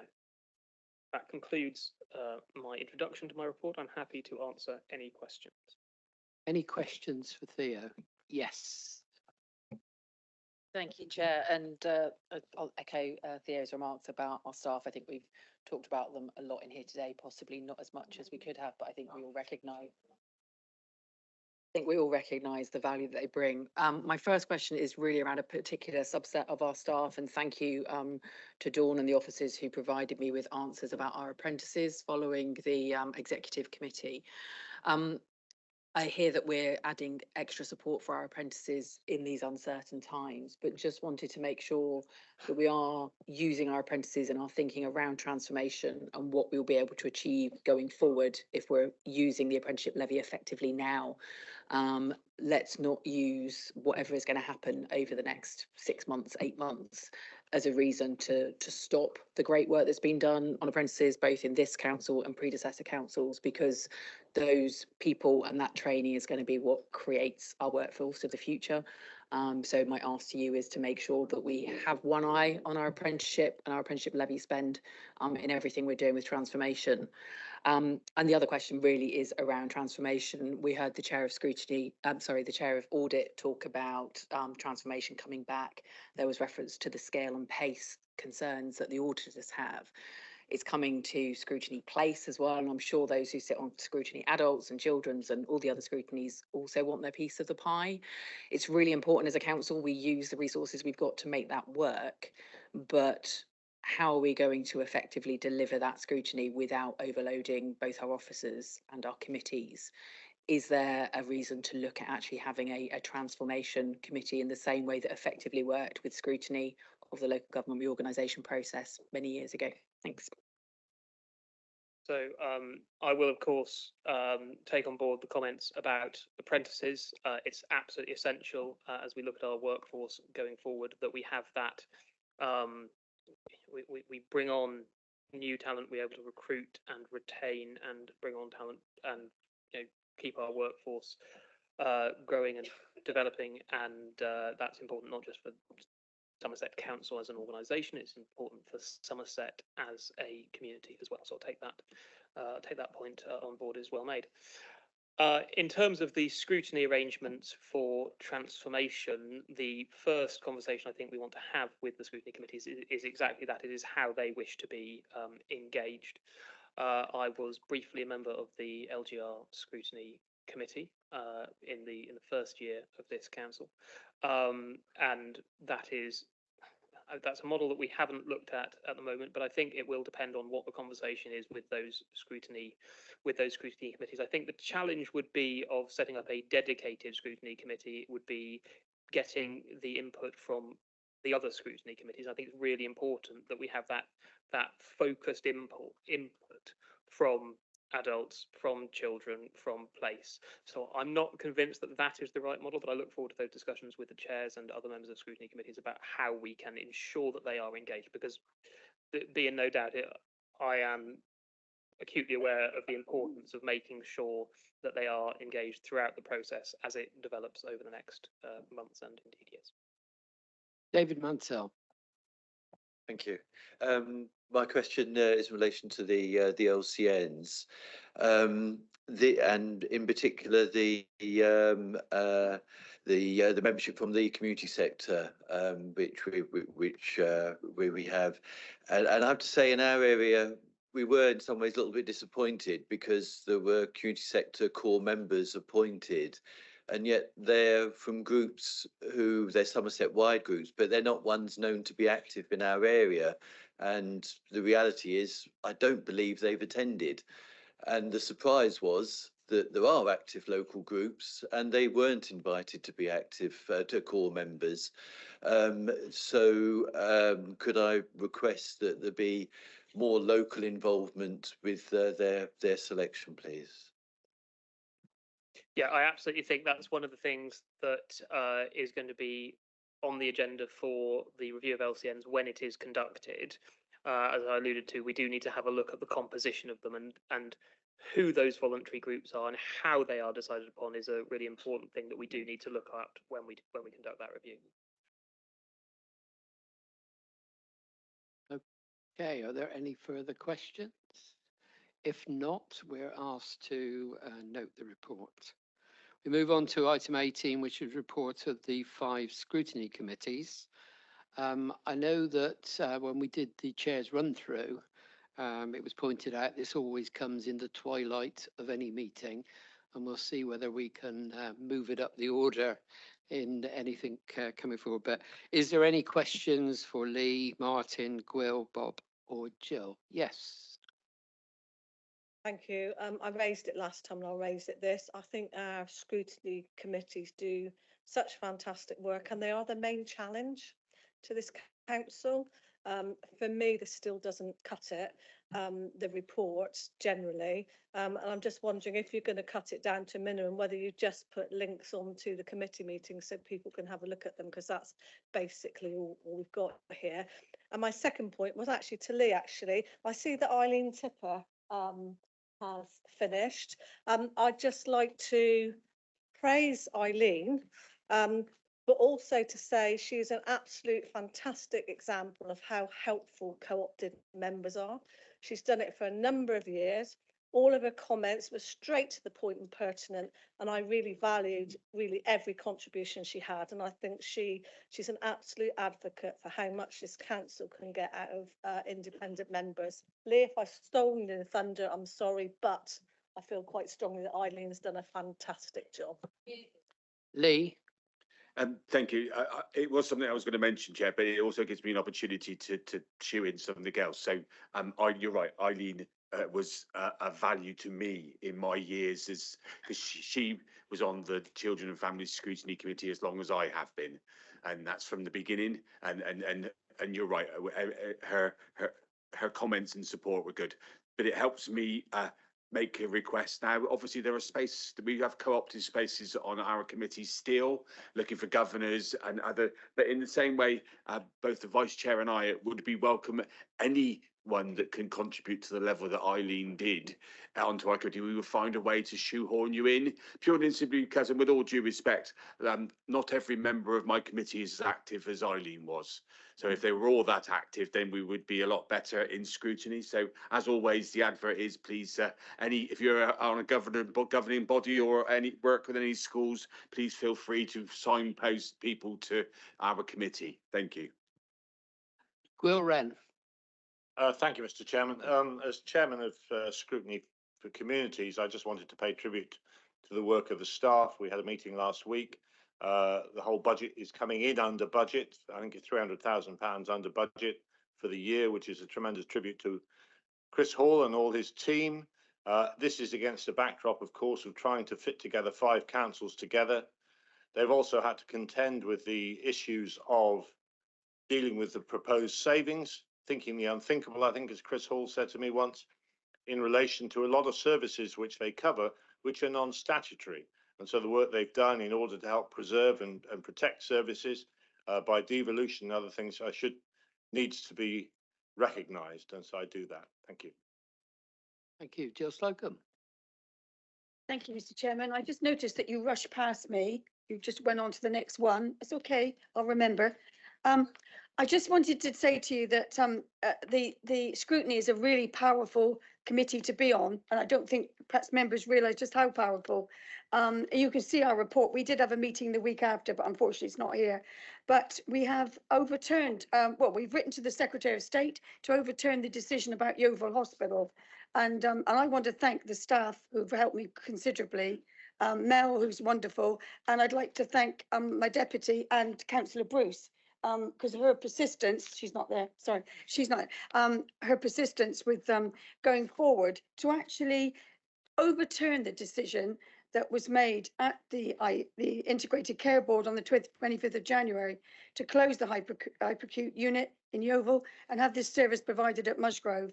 And we've got reasons for, we believe we've got excellent reasons, travel time to the hospital by ambulance. Patient stakeholder group have mentioned very many really excellent things. No clinical evidence presented to the committee that patient outcomes will be better under the proposal. And the current consultant at Yeovil Hospital was confident that if investment was put into Yeovil Hospital rather than Dorchester, the concern about recruitment would be overcome. And Dr. Rashid MBE, consultant stroke physician at Yeovil, said in his letter, to remove this unit will have a I can never say this word, whatever, you know, effect, on the community and will not guarantee delivery of a better service and will be mostly costly to the health and social care system. So I think that's a great endorsement that we're going to go forward and we're going to try our best. So Yeovil, all you Yeovil councillors, we're not parochial. We make sure that everyone's covered. So I'm hoping to come back, Mr. Chairman, if you don't forget me next time, with the good news. Thank you. Could I ever forget you, Jill? Bob Filmer. Thanks, Chair. Just very briefly, just a couple of thanks to, as other chairs have said, thanks to the officer teams who've got information to us. You've seen from the reports, it's been a very busy time for corporate and resources scrutiny. Just to thank also the members who've engaged so actively, both those who are on the committee and those who've joined us for the meetings. A quick thank you to Councillor Wilkins, who was my vice chair before he moved on to bigger and better things. So Henry, there's hope for you yet.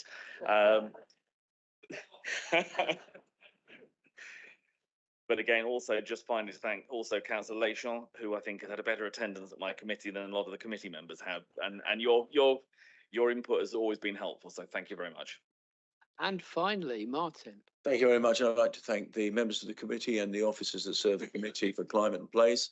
Just to add in that we've been doing a lot of discussion on water quality in Somerset, and we're hoping to arrange another briefing on this, which will be an extra meeting in the very near future.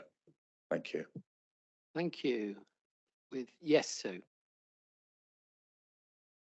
Sorry, just to keep this very brief, but yeah, I'd certainly like to thank Adulton Health for actually taking the decision, even though I wasn't part of that final decision to call that in, because when I sort of put a written request on, I was very firmly putting my box on that subject. So I'm really glad to Jill and the power of that scrutiny committee, and it really shows what scrutiny can do when we all pull and we all work together. And it's really a plug for scrutiny. I'm a great believer in scrutiny. I'm very passionate about it, and for anyone who wants to know how a council works, wants to get more involved, a place on a scrutiny committee is an excellent place to start. And for those of you that hold greater ambition and aspiration, it is a great start on the career ladder, as I'm sure that an awful lot of lead members, executive members, have done a stint on scrutiny at some point in their careers. It's got lots to recommend it. The greatest thing is you leave the politics at the door and we all work together. And it's surprising what we can do when we're all in a good mood. Thank you. Okay, if there's no more, we're asked to note the reports. We move on to item 19, which is a report of the Pensions Fund Committee, and Simon Coles. Thank you, Chair. Yes, move the report as printed. Happy to take questions. Any questions for Simon? If not, again, we're asked to note. And at 6:22, that concludes the meeting.